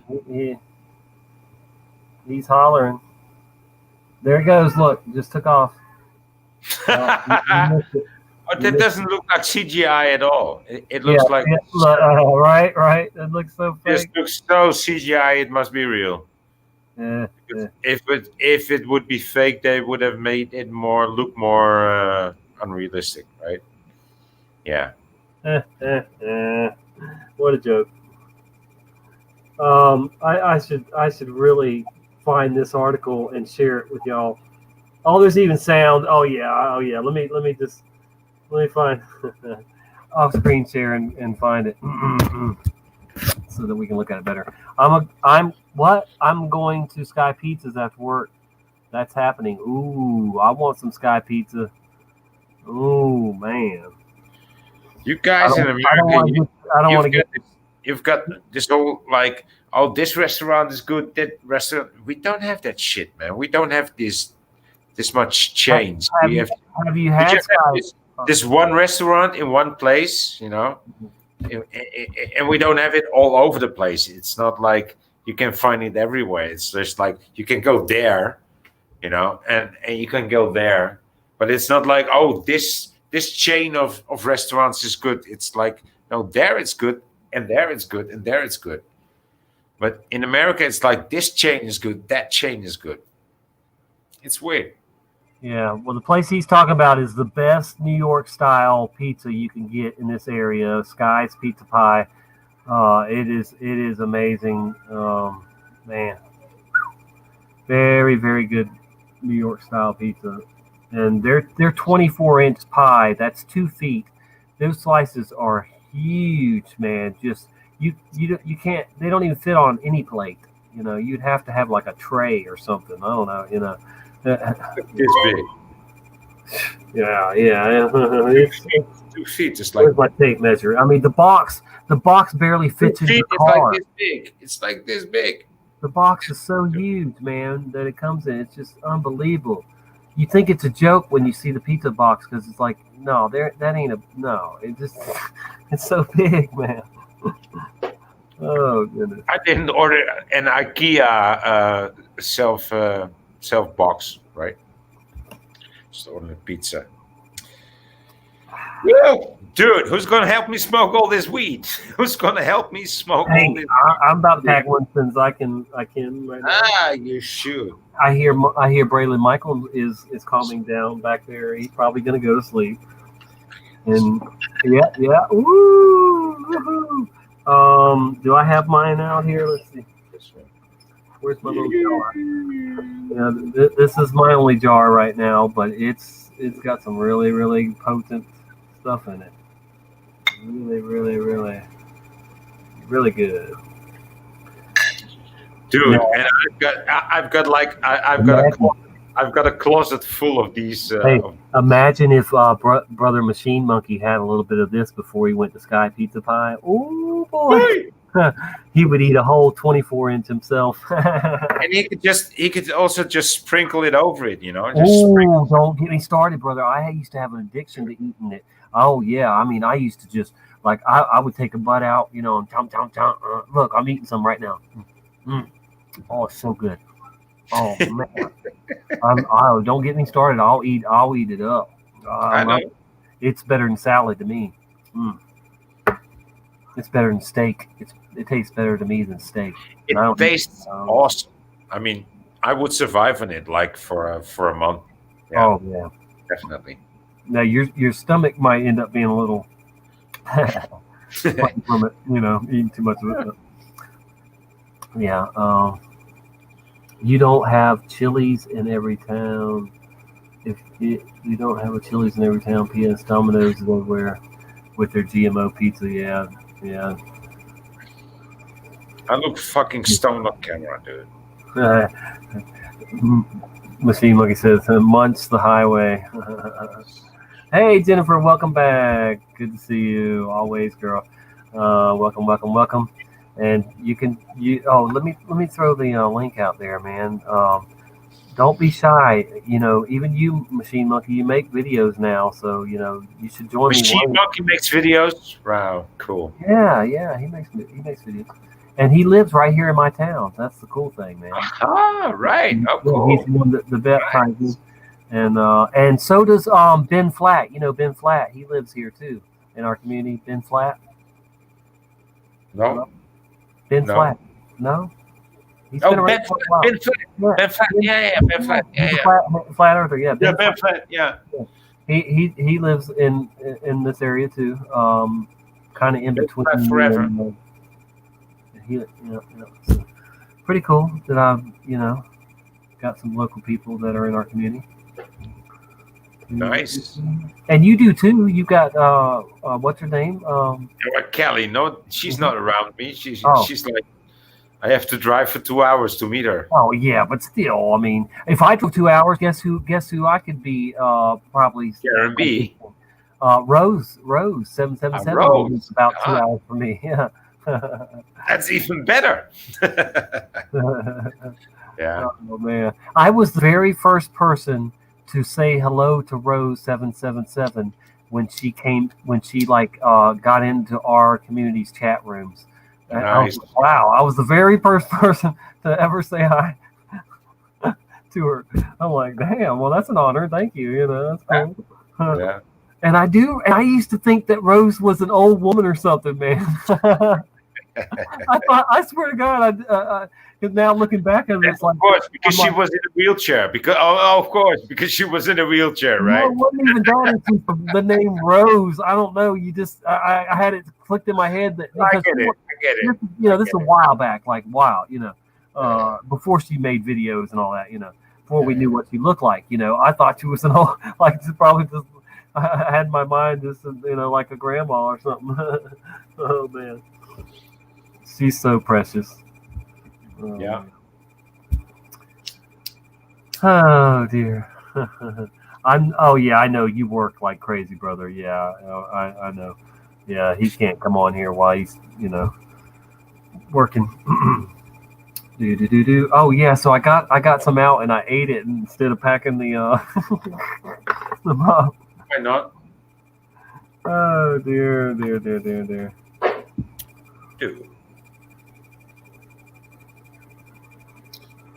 I think I ran out of 6 eggs.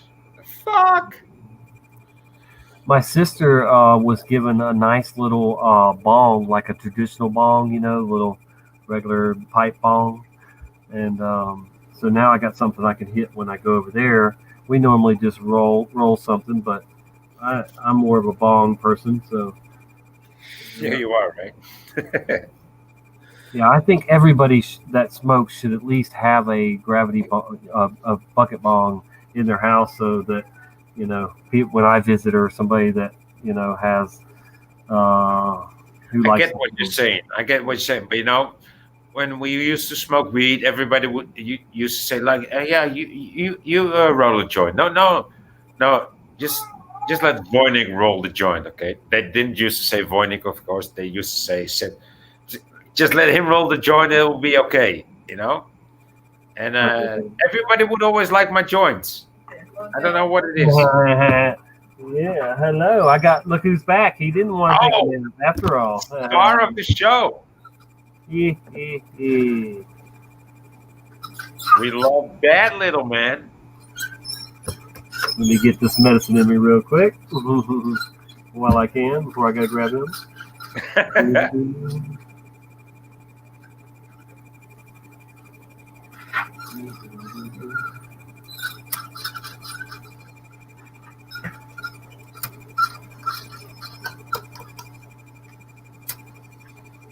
Okay, I'm done. He's watching this. He's looking at the bong. He's like, what are you doing, man? Opa's doing magic. Magic.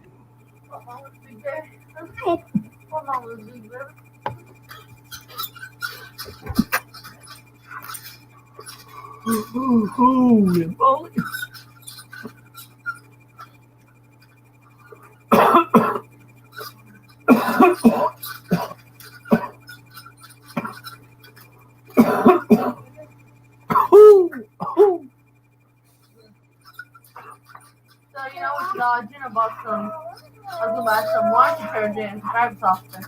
My dumbass bought 2 fabric softeners. Oh, I'll pick up some more. If you like what I use, so I'll get some more there. Yeah, I was just gonna get the cheap shit, but, well, I grabbed 2 fabric You know, softeners. just let me get some more. I mean, you still got some. I was just gonna get some. Hold on more. There you go. One more. What happened to Voynich? Did he fall out? I can just see the top of his head.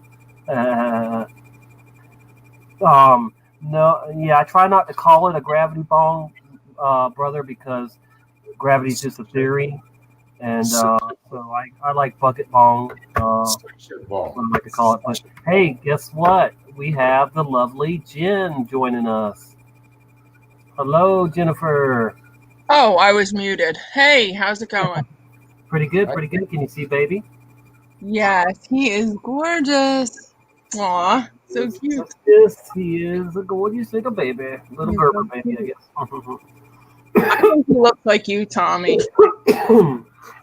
I was actually, yeah, a cute baby. I don't know what happened since then, but other than hitting the windshield at 50 miles per hour going through the windshield, but babies, when they're super cute, they usually grow up to be pretty good looking babies. I mean, pretty good looking humans. Have you ever seen an ugly baby? No. But not the babies are ugly, but I mean, I've seen some funny looking babies, but anyway, all babies are beautiful. So, Voynich, are you just hiding on purpose, or what's the deal? No, I'm not hiding on purpose. Yeah, I'm hiding on purpose, but I'm not really like hiding. What do you want to see? Want to see my hair? Want to see my eyes? It's 9 o'clock where you are, right, boy? Yeah, maybe he's getting sleepy. No. I'm not getting sleepy. I just don't want to be in the public eye all the time. I got you. Well, lay down. So,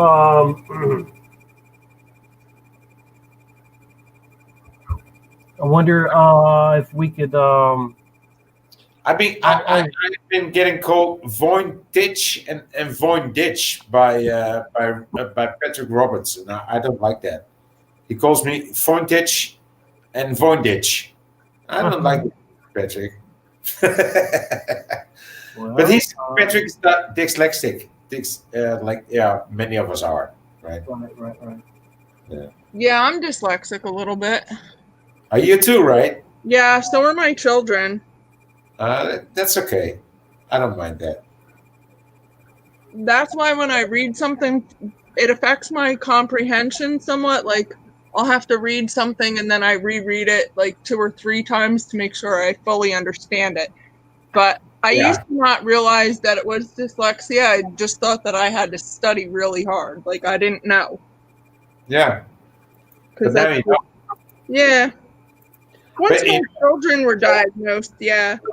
But you also must have noticed that if you read it 3 times, there's not anybody who's going to tell you what is in there besides you. I mean, you know everything by then, right?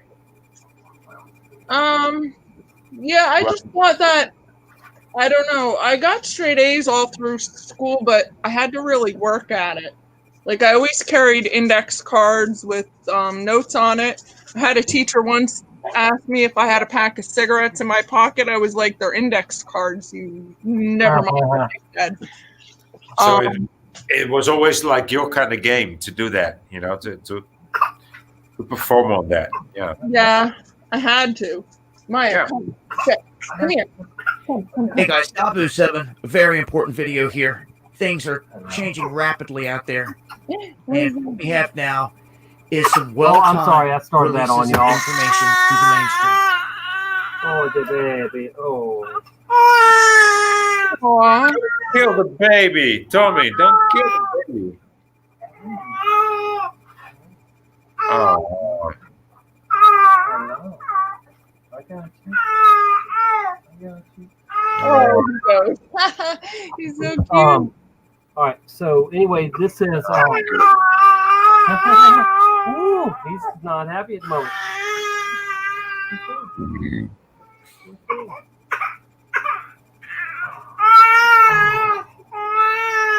So he is human. So he does cry. Okay. Okay. What? I can't. Hold on, guys. Sorry.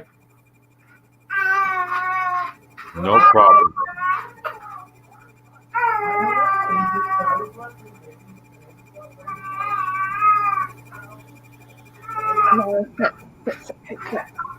Do you hear the crickets? Do I hear the crickets? No. No? No, Don't you hear the crickets? Oh, crickets. Oh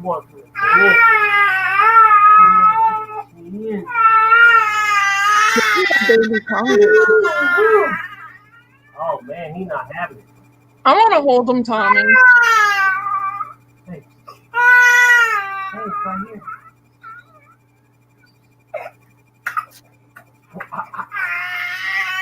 Ooh, look at that baby get mad. I know y'all don't want to hear that. I'll mute it. He's okay. He'll be okay.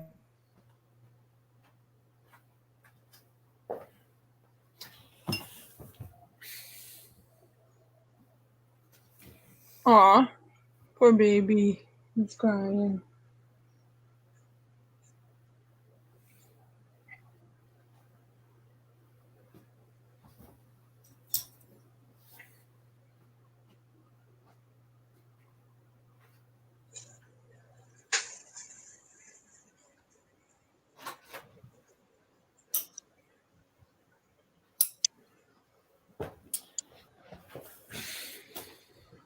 Now, we've got to look at this for what it is.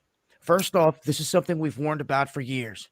I initially dropped the Beast blockchain video back in 2017, warning where this was going to go when this got on blockchain. You won't be able to hide your money under your mattress. In a safe, you won't be able to hide it at all. They will know every move. So all of a sudden, throughout everything we've been living through in 2020, they started to take back the coins. They never made no huge announcements saying why. But they said, we're going to take back the coins. It's what started happening everywhere, and they're not giving them back at all. Also, your normal penny right now is worth way more than the 1 cent value on the market than what it's being used for. Not to mention, silver is starting to tick up, and it's going to explode. And when it does, all this currency, all these metals that are floating around out there across the country, copper and silver, they're going to be worth something. And people will be cashing them in to get the value out of it. Well, guess what? Your government's one step ahead of you. They're just going ahead and taking it beforehand before they say anything about it. This is huge. And what we said when they started taking back the coin is that you wait till the fiat goes. They're taking your coinage now and not giving it back. You just wait till the fiat comes. And everyone's always been talking about the death of the dollar, and rightfully so, trying to get a beat on what's going to happen. But what we're seeing here is about to be the death of fiat. Do you understand this? Let this sink in. Not just the US dollar. You're talking fiat currency globally is about to get wiped out. This is a huge move. Huge. And they're not saying a word about it? Of course not. The way that they're playing this is so slick and so smooth. All the lemmings out there in society aren't even asking any questions. It's like boiling the frog. It's happening in such slow motion that it's working to their advantage, and the people don't even realize what's going on. So not only is this about to happen en masse, they're saying that the use case for cash is plunging. And that's all they got to do is control the narrative, control the headlines, and say this and that, and they'll push it, and the lemmings will accept it. So your biggest enemy is all the lemmings around you accepting what the totalitarians are enforcing on us all. You realize that, don't you? This is why we fought this fight all these years, to wake as many people up as possible, because that's where it's at. The power is in your numbers. Power is in the people, in the politics that they address. So a heads up here for what's happening in slow motion right now. And I would prepare. I would hedge your bets, and I would get ready for a huge transition. It would be the biggest of our lifetimes. And the removal of this fiat, like I said, is going to be global. Make sure to join me over on D Live, Monday, Wednesday, and Friday, 9 p.m. Eastern, where I'm breaking this all down thoroughly, going into greater detail and talking about the stuff that they want to censor on all the other platforms. It's going down over here. Much love. So prepare, right? Prep. President Trump is protecting pre-existing conditions. Prescription drugs are more affordable. The cost of insulin is going down. Under President Trump, our benefits and our health care are safe and secure. I'm Donald J. Trump, and I approve this message.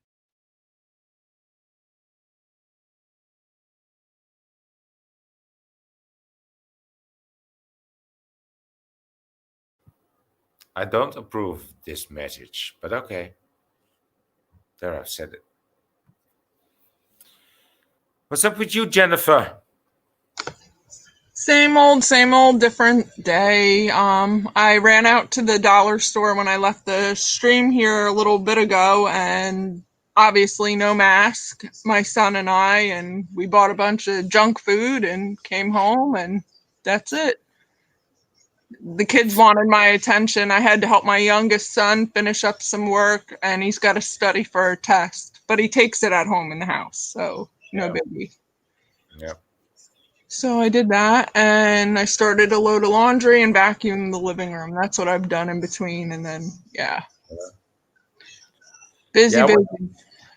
When you have 4, it's always a busy day. I mean,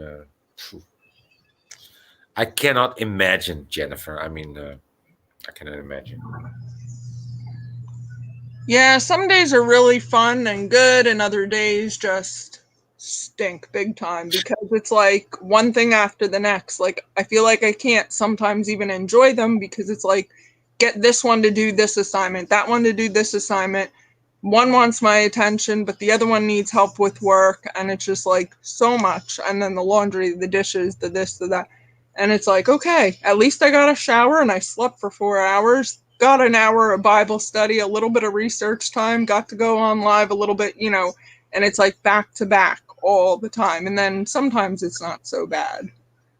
But you would think with them getting older that they would, I don't know, be more independent. But since this whole shutdown, they're clingy, very, very clingy, all of them, in one way or another. So. But if anyone gets to find out it's a mother, that whether you get to find out that child needs a lot of learning before it's a grown up, you see that as a mother. You would expect, like, when they're 14-year-old, 15 years old, 18 years old, maybe then they will get it, right? But they don't. You come to the conclusion that all that you put into it and all the effort that you made is enough, but it's still not what you expected, right? Yeah, it's like, well, I shoulda, coulda done this. No. That's not what I'm. Yeah, but I understand that you get that feeling, but I definitely do. I wish that I had taught them more independence than what I did. But you can talk to 4 mothers that took care of one child instead of like you being one mother taking care of 4 children. And these 4 mothers will have the same feeling. So it's not about that, right? Yeah. Right? Yeah, it's not a bad thing. Like, I'm glad my kids are close to me and everything on one hand. On the other hand, I wish they were a bit more independent. But you know what? Even if they were more independent, it doesn't mean I wouldn't hover them as equal as I do right now. Do you know what I mean? Like, I literally track my children's every move, and it's not my kids I don't trust, it's other people. Like, I literally have an app on my phone to have on my oldest son's phone so I can see where he is. So, God forbid something happens, and I need to go tend to him, I can track his location. He might say, I'm going from here to there, but there's 4 different routes to get there. How do I know which way he went? Like back roads, main roads. Yeah, to me that sounds unhealthy, but I'm from another era, right? Oh yeah, no, and it's not like I'm also not from the USA. I don't know where you are, but I always grew up like in a very trustworthy area, and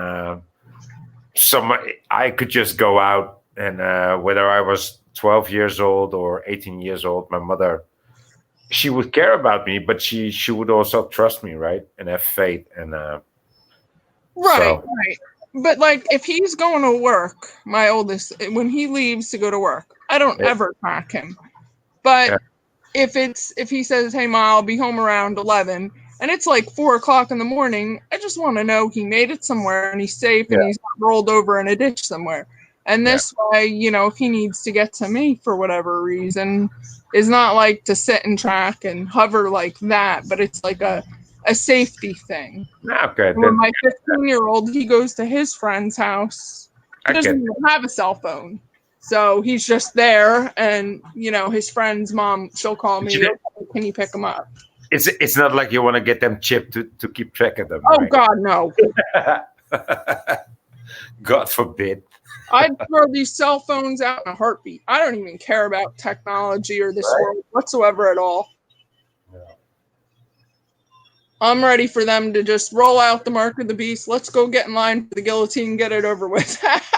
I'm done with this world. Are you kidding me? I know that probably sounds twisted, but I don't know. So sick of it. I'm just sick of seeing everybody walk around with these masks and looking at me like I'm the crazy one for not being afraid of this germ that doesn't exist. It's so fucking stupid, Jennifer. I mean, you're kidding. I only used to see it on YouTube, right? And on the television, or not on television, only on YouTube, only on my computer screen. Like around the world, there's people, there's populations walking around with masks. And I was thinking, like, am I blessed that I live in the Netherlands where there's hardly anybody wearing masks? And then I saw it getting mandatory when you use the public transport.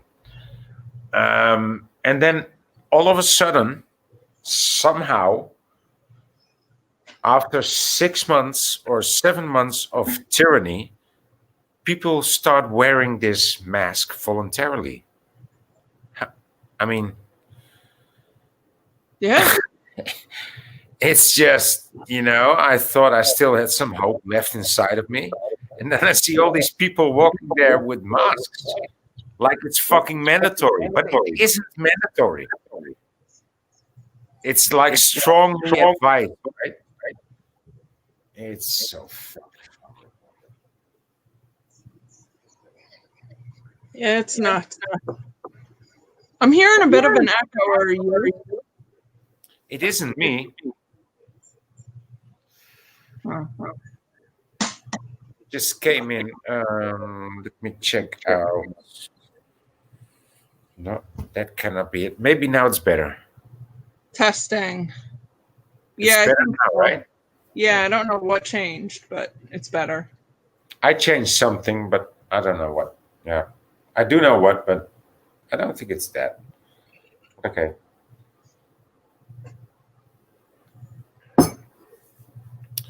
Tommy cool? Baby's cool. When the baby's cool, Tommy's cool. I don't think that baby wants to stop moving at all. You got it. Mama knows. Mama Jen knows. I wonder if when he hears my voice, if he starts to cry more because it's a female voice. Sometimes babies do that. I don't know. I don't know how loud Tommy has his speakers up, though.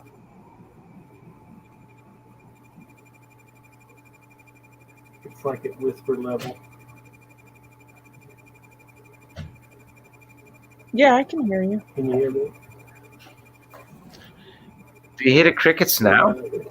Not much louder. Jennifer, do you hear the crickets? I hear the crickets. Oh, okay. Oh. No, hey, Tommy hates the crickets. I love the crickets, but nobody knows what the crickets are. There's the crickets are soothing to me.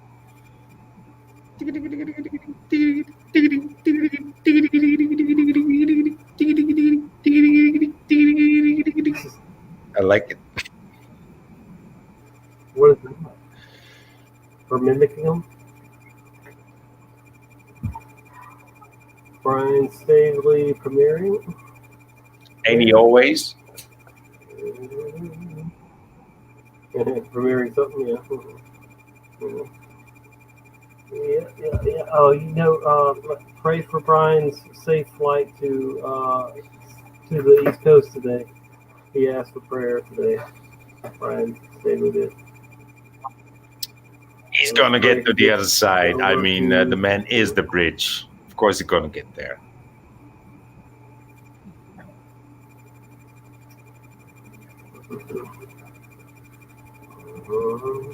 I thought he was gonna stay. I thought he was gonna stay on the West Coast forever. Well, ask your mother, Jennifer. Mason wants to join. Yeah, I don't have a problem with it. He can for a few minutes.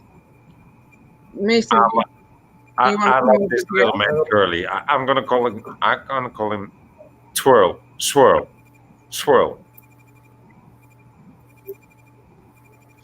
Is Mason gonna join us? Nice. Possibly. Let's see. I think he's been here forever in this chat. yes, you can, Mason.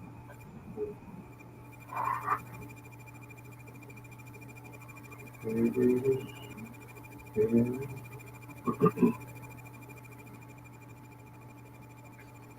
sleeping pretty good now. He'll be so happy when he wakes up. He was just fighting to sleep. He'll be happy when he gets up in 30 minutes or so, hour at most. I'd say, all right, welcome to the show, Mason. Mason is here, Jennifer's son, oldest son. Yo.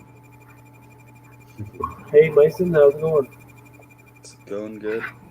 What about yourself? Are you driving your mother crazy or being a good help, good boy? Well, I kind of slept till late, so I don't know. Hard to hear you. I slept late because I didn't have school slept in today. late?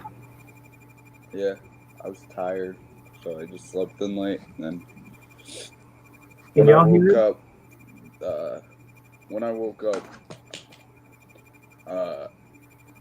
Eliana was still at my house for like a bit, and then and then she left, and then I'm still having trouble hearing you. Can you speak up or something? huh? Yeah, sounds better. The audio is better now, Mason. Hold up. Is it? Let's see something. Is this better? Yeah, I can hear you now. Yeah, it was just hard to hear you at all. Yeah, it's What's I'm happening, using buddy? my mic. Wait, let me see something. It's better. Yeah, that's better. Yeah. Yeah, because I just turned on my this part because Okay. there's a switch for it. Awesome. Yeah, I need something like that. Actually, because those little earphones, little pods, they fall out of my ear too easy, you know. And so I probably need to look into getting a gaming thing like that. Somebody does have a nice stand-up microphone, like a desktop microphone for sale that I'm interested in, but I still probably need some of those too for moments when I'm live and don't want everybody to hear it. Yeah, just give me a minute. So It's 21:33 here, so it's 3:33. it's 233 here. Yep. But or let's see, 332. And we've been on for 333 right now. Huh. Wow. Nice one. Yeah. Nice 3 one. hours and 33 seconds. 3 Yeah, hours I and 33 see minutes that and one. 50 minutes. Yeah, we all saw that one. Nice one. Yeah. That's crazy. That's crazy. Yep. Cheers, Mom. That is. So, what's school like? Is it crazy now that you're doing it at home?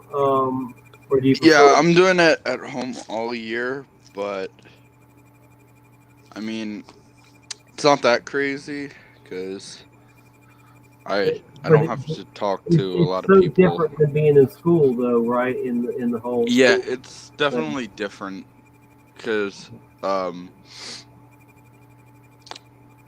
they will let you out early sometimes. Like, say if you're finished with all your work. But like, if you're in school, you can't really. They have to keep you until the bell rings, and I don't have to hear that loud, obnoxious bell It's just so ear piercing, honestly. So do you do it online too, or is it just how's it work? I use a Chromebook. I go on to Google Meets. Can they see you? Yeah, they can.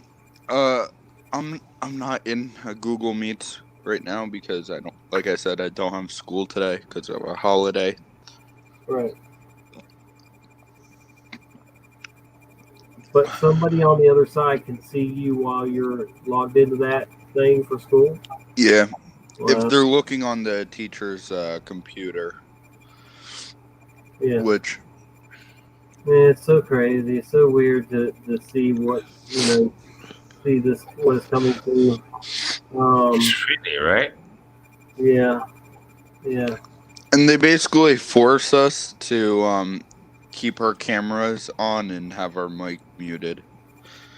All right. Now, I mean that just says it all. I mean, yeah, I know. That just says it all, man. I mean, like, I don't see what the point is on forcing everyone to, because people are just gonna be like, I don't, because they can't really punish me. Because, like, how are they going to punish? Yeah, where are you going to do detention at? Yeah. Right? Yeah, you should do a lot of that kind of thinking. That kind of thinking, and not to be rebellious, but just to make sense. Indeed, like, how they're going to punish you, right? And if they confront you, tell them, like, how are you going to punish me? Because if you tell me how you're going to punish me, I might change my behavior. Right? And but probably I won't, because you're not gonna kill me, are you? Something like that. Just take it up. Take it up there. Take it out there, dude. I mean, why? I mean, there's a whole fucking world between you and them, right? You're just behind the fucking. You are just a screen. Plus, I could just tell them this is private property, and if they're on my property. Exactly. Now you're getting be arrested. Yeah. What the fuck you talking about, dude? Don't lick the couch. Thanks. You can just tell him, like, dude, I'm in my own home. Or I can make up like an excuse saying, yeah, something came up. Yeah, like, right. I'm dealing with the nosebleed right now. Yeah, or the dog just shit on my feet. Yeah, I'm done. Yeah, these things happen. Well, I had a grown dump in my yard the other night. So yeah, things have to happen. That's great. Oh boy. I'm gonna switch my camera real fast to back. There's Maya right there. Oh yeah. Nice. What are you showing us now? Did the dog actually shit on your feet? No. This guy. Yeah, I just had to do that one. I couldn't make out what you showed us, so sorry. Can y'all see? Can y'all see what Braylon has? My necklace in his hand while he's sleeping. He's gripping the chain. He wants the gold, man.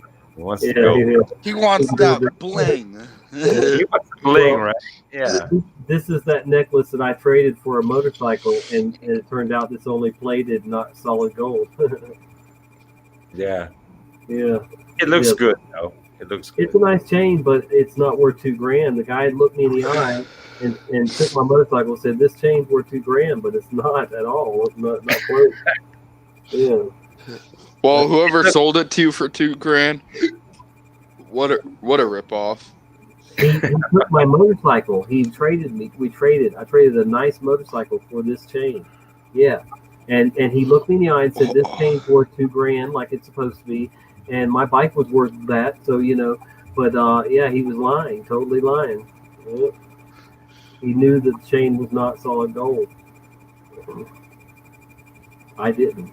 It weighed right. It weighed like it was solid gold, but that's how tricky they are now.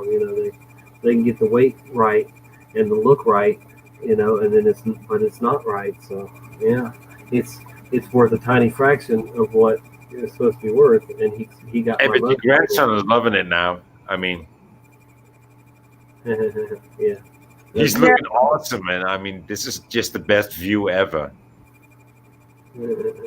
Boy, Nick, when you were saying a Mason, it's so funny you guys brought up the camera bit, because I had gotten crazy emails saying that due to new procedures, all the kids must have all their cameras on. So then I wrote an email to like the Board of Ed, to the kids' schools, and I just like copy pasted it. My oldest helped me, and I wrote, this is the email I sent them. "Hi, this message is to inform you that this is my house and I choose to have my children remote and learn. I will decide if they should have their cameras turned on or not. I'm not being told what to do in my home. Thank you, Jen." Oh, wow. They Yeah, can exactly, go right? scratch, because this is my house. You should tell them muzzle tov. You should tell them muzzle tov, right? I mean, it's just so fucking ridiculous. But you did it exactly right, Jennifer. I mean, yeah, you shouldn't. All the words you spend about that are exactly the right amount of words that you should spend about it, right? Yeah, well, because I started reading. Now, this was before I got the email saying that the kids had to keep their cameras on. I started reading like news articles, because that's how only way I get news is through whatever YouTube or like articles and journals and such. But so I read a couple of them that were saying that they want to make children wear masks for Google Meets and Zoom meetings, and then like a whole month goes by, nothing. I hear nothing this whole time, and then all of a sudden now the schools are mandating that the cameras are on but the mics are muted. What do you think the next step is? I mean, unless you literally have one friggin' brain cell and can't figure it out, then I feel very sorry for you if you can't figure it out. They're going to mask the kids for Google Meets and Zoom meetings. They told us, but the cameras didn't yet have to be on. And now they're saying put the cameras on. So then the next step would be the mask. So, like, it's really not that hard to put this stuff together, but people cannot see anything. Right. It's so aggravating. Like this delusion is so strong. Ooh, I get heated. Yeah. I try to stay cool. I get heated because these are my babies. Like, I told them right from the start. Like, who do they think they are to tell me what to do with my kids in my house? They don't pay my bills. It's not even about them. It's about all these people around us that don't get it. Those are action, right? And it's and then it's us here telling everybody that it's about them and it's about the other people, and it's and you and I are the only, and the rest of us are the only one who understand it. It's divide everywhere. It's so fucking horrendous. It is. And I don't want it, and I don't get it, and I don't try to feed it, but yeah, it's hard, man. It's hard. Indeed it is. That's why we have to lean on the truth and spread the truth. Just love it even more, man. There's so many haters of the truth out there. There's so many haters of the truth. Yeah, that's that. But all we can do is just keep loving them enough to keep telling them, showing them the truth, so that maybe they will get it eventually. But I mean, otherwise, what are we gonna do? Slap them upside the head, or something? But we can't do that either. So, you're limited to your way you can react to these COVIDiots and lunatics and COVIDiots people. Yeah, lunatics. I like that one. I've been saying it for a while. But anyway, I feel sorry for the people that are so attached to their TV. Like today, the next few days is they're going crazy with TVs, and you can get a TV that normally costs $500 for like $100 now, because they just want people to buy TVs. And I don't care if they give me $1,000 TV for $10. I don't want it. I'll keep using these old laptops and getting by, and we'll be fine with the crickets if we have to deal with the crickets for a while. Because I don't need all that technology, all that smart TVs, where they watch you and listen to you whenever they want to. We have become the entertainment, the television for the elite. They don't sit around and watch their same stuff. No, they're watching us. They enjoy watching us struggle through life, and that's their soap operas, and their entertainment is seeing us, and thinking of us as just the scum on their bottom of their shoes, basically, But, yeah, this we know that the school, the education system was hijacked by the New World Order decades ago, and we know how much they lied to us when we were kids, in school. And my favorite subject for a long time was history, social studies, history, and there's so many lies that they lied to me and to everyone, and it's just, there's no end with these people's lies and deception, and there won't be until the wrath of God hits them, and so don't expect this stuff to go away, because they don't have any intentions of it going away. They really truly want to enslave every single person they can, and they will try to dispose of those who they can't, which is a lot of us or whatever. So I think God has prepared us for any outcome, but because most of us have been through hell and back already, in our short years on this plane of existence. So and a lot of us have had near-death experiences or whatever, but it's all to prepare us, for this horrendous last 7 years that's coming upon us now. And I don't know that there's an escape before it all goes down. I'm not going to, I know the ultimate escape is having a relationship with God and Jesus, as your Lord and Savior. But I don't know that there's a rapture before it hits the fan. That I don't know that we're worthy enough to get that. I don't know. I do know that they have not played the alien. They have not had the alien disclosure yet, because they are waiting for the rapture, or when Jesus returns. If you want to say it like that, whenever it is, before, during, or after the tribulation, they'll say that that's aliens taking everybody that doesn't fit in, and we don't fit in for the most part. None of us fit in with these sheeple, with these people that are loyal to the beast system, loyal to the New World Order. So there you have it right there, folks. It's a great breakdown of the difference between us and them. Why we don't own TVs in the first place, because we don't want to be programmed and indoctrinated, and all that stuff that we don't want to be programmed to be loyal to a beast system, and so I think God is allowing a supernatural delusion to come on these people who keep making these choices to put their faith in these evil elite, and put their faith in all these things of the world, instead of preparing for what's coming, and having faith in God. So we're seeing what they say, the separation of the wheat and the tares. I mean, you can't describe it any other way, I don't think, because there's such a huge difference now between us and, we'll say them, the people that don't want anything to do with God at all.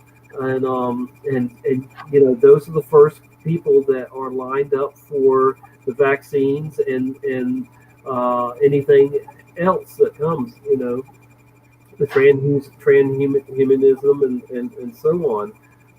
But yes, they're waiting to play the aliens are here card until Jesus returns, and they can say, like I said, they can say that when the Lord takes His people, that they didn't belong here, and what's left now was meant to be, and they'll all live under the Antichrist, and they'll all merge with machines and just have their fake utopia they think here on Earth. So they're heaven on Earth. Well, it's going to be they're going to be sadly mistaken when they get introduced to God's wrath because of their choices. We all make choices every day, all day, every year, all year. We're all constantly making choices. I could choose to start patting him on the back or not. I can choose to breathe or not. I can choose to love God and follow His 10 Commandments or not. And we're all being brought to a time where you have to choose. You've had plenty of time. We've all had plenty of time to do what we want, when we want, how we want, and we've all done our selfish times. The selfish stages, had them and all that. But now is the time to just focus on whatever pleases God and doing no evil, and taking it a step further and actually calling out people that do evil and showing other people, hey, that's evil right there. You might want to avoid that. You might want to stand up and speak up against it, because that's what the Bible teaches. And it's preachers that twist the scriptures and make it where you have to obey these world leaders that are totally given over to Satan, and they don't have your best interest in mind. So we have to stop voting for them. You can't vote for Biden. You can't vote for Trump and think that everything's okay with it, and that's okay. No, it's not. We got to stop playing their game. If we stop playing their game, then things will have to change. See, we create the change by our actions, and our actions will speak louder even than our words. And so there are already so many people that aren't voting, and they lie and say, oh, there's more people voting. No, there are more people than ever who are not voting, because they are waking up to this dog and pony crap show, this New World Order dog and pony crap show, this Wizard behind the curtain, Wizard of Oz movie we're in, whatever, the Truman Show, the Truman Show, the Schumann Resonant Show. Anyway, he almost woke up, but yeah, I know I was ranting there, so I'm sorry, but Tommy, I definitely agree with you. I just think that whole rapture thing, it's dangerous to say that the mark of the beast can't happen unless the rapture has happened first. You know what I mean? Yeah, and a lot of I agree with that. I totally agree with that too. That's why I always say I don't necessarily agree with the pastors even that I follow, or listen to, because I mean, you should prepare for any and every possible outcome. Right. And I know that to some that means, oh, well, then you don't have enough faith in Jesus if you can't just, but listen, He's going to come when it's His time to come, appointed time, and So I'm not going to stand here and say I firmly believe he's coming before, during, or after. But I'm not trying to lead anybody to fully rely on that, because wow, I mean, if those people do have it wrong and it's mid or after, then there's going to be a lot of Christians that aren't prepared fully, which we're seeing already, or at least professing Christians. See, there's a big difference in Christians and professing Christians.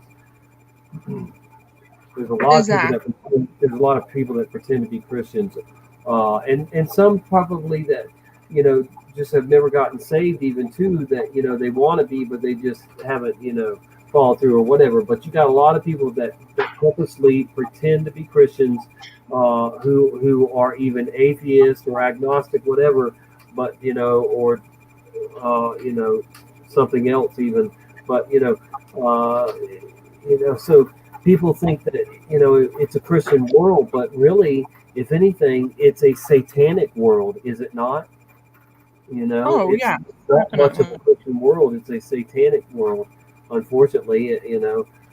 But and I thank God I've at least always been able to see that it is a small number, unfortunately, of people that will, in the end, not take the mark of the beast. I mean, it's just the way it is. And if you take the mark of the beast, I think you have making the ultimate decision to be loyal to Satan. And I don't know if there's any coming back from that. I don't think there's any coming back from that. I'm not willing to risk that. It will not be. It will not be 1 in 100. It will not be 1 in 1,000. Right. Yeah, it's going to be so small. Yeah, it's going to be so small. Yeah. Unfortunately, but we still have to try and help those that are on that journey, and and help plant seeds. And help water those seeds, and guide them, all the way through, and that's what a lot of us do.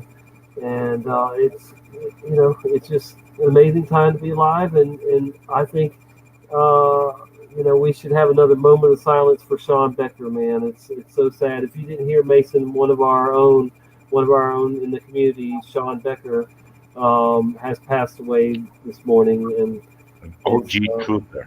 Pretty sad. So, rest in peace, Sean Becker, and another moment of silence for him, real quick. We can pray to ourselves.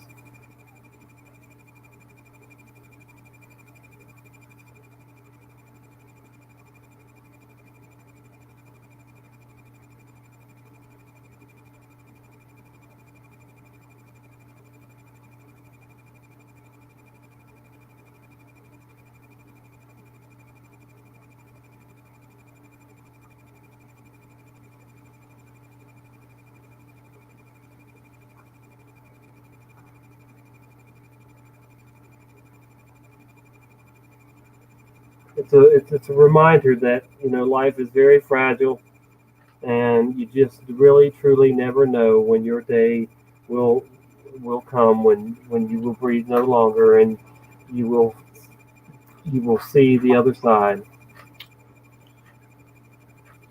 Because that happened to Sean like 10, 20, 30 times. And he stayed alive like 25, 30 years after that, right?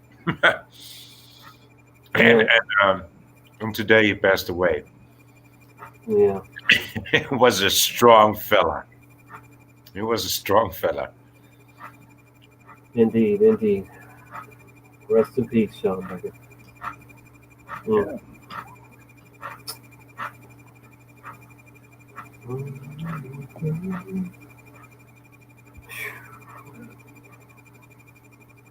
Well, we're almost at 4 hours, guys. I think it's about time to maybe wrap this one up. I might be back tonight, but I think short of any burning desires or something, I'm probably going to go ahead and wrap this show up.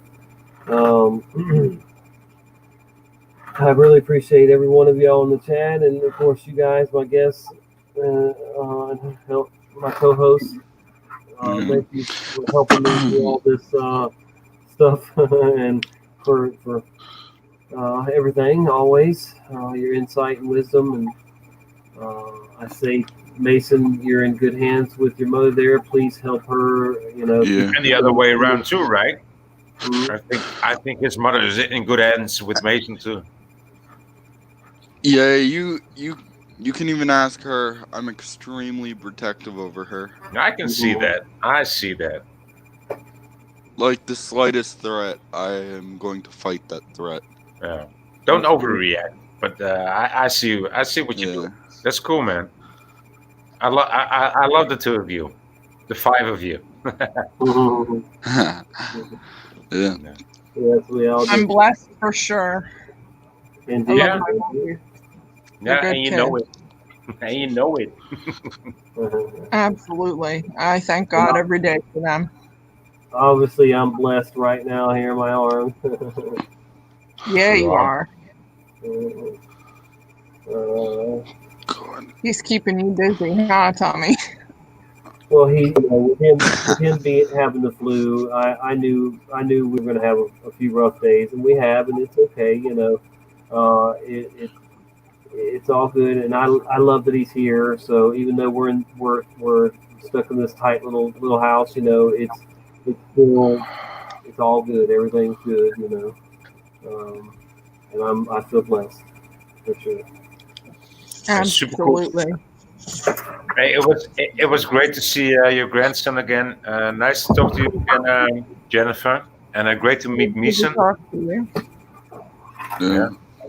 I believe we actually met before. Yeah, we did, but you were Yeah. just an introduction by your mother.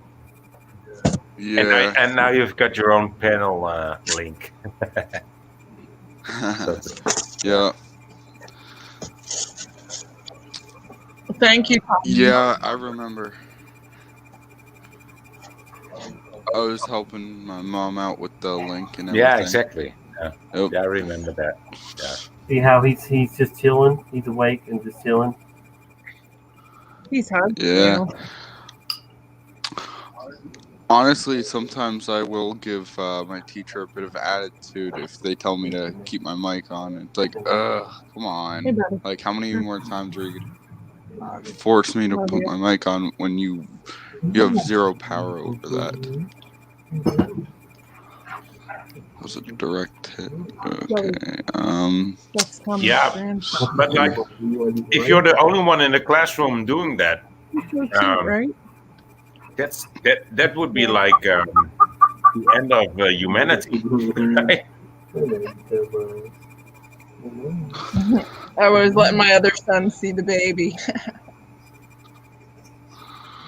The baby is so adorable. He is, yeah. He is. Yeah. Yeah, I watched my little niece, Eliana. She's 2.5. And oh, she's a trip.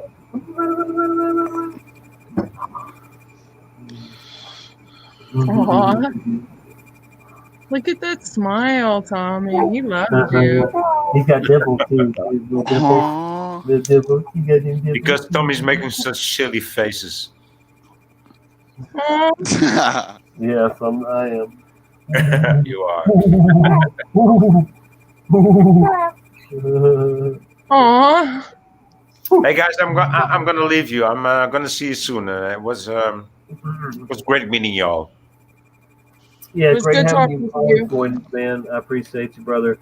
I know it's getting even later there, but all right, man. We'll check you out anytime. You know, you can hit me up on Facebook anytime too, of course. And Oh, I actually have a Facebook account as well. cool. I don't do Facebook. I'll see you around, I guys. barely use it anymore, though. Yeah, I'm already Yeah. friends with your mom anyway on there, Mason. So, but yeah, guys, I really do appreciate you always, and take care. Let's keep, you know, Sean Becker's family in our prayers, and continue to pray for Australia, Matt Pyman, and all the good folks there that, you know, are under tyranny. worse than we are. So, all right. Thanks again, everybody, and God bless you all. And we'll be back again live soon. Thank you so much for joining me. Tommy here. Thank you, Tommy. Yes, thank you, Jennifer. Bye, Tommy. All right. Much love.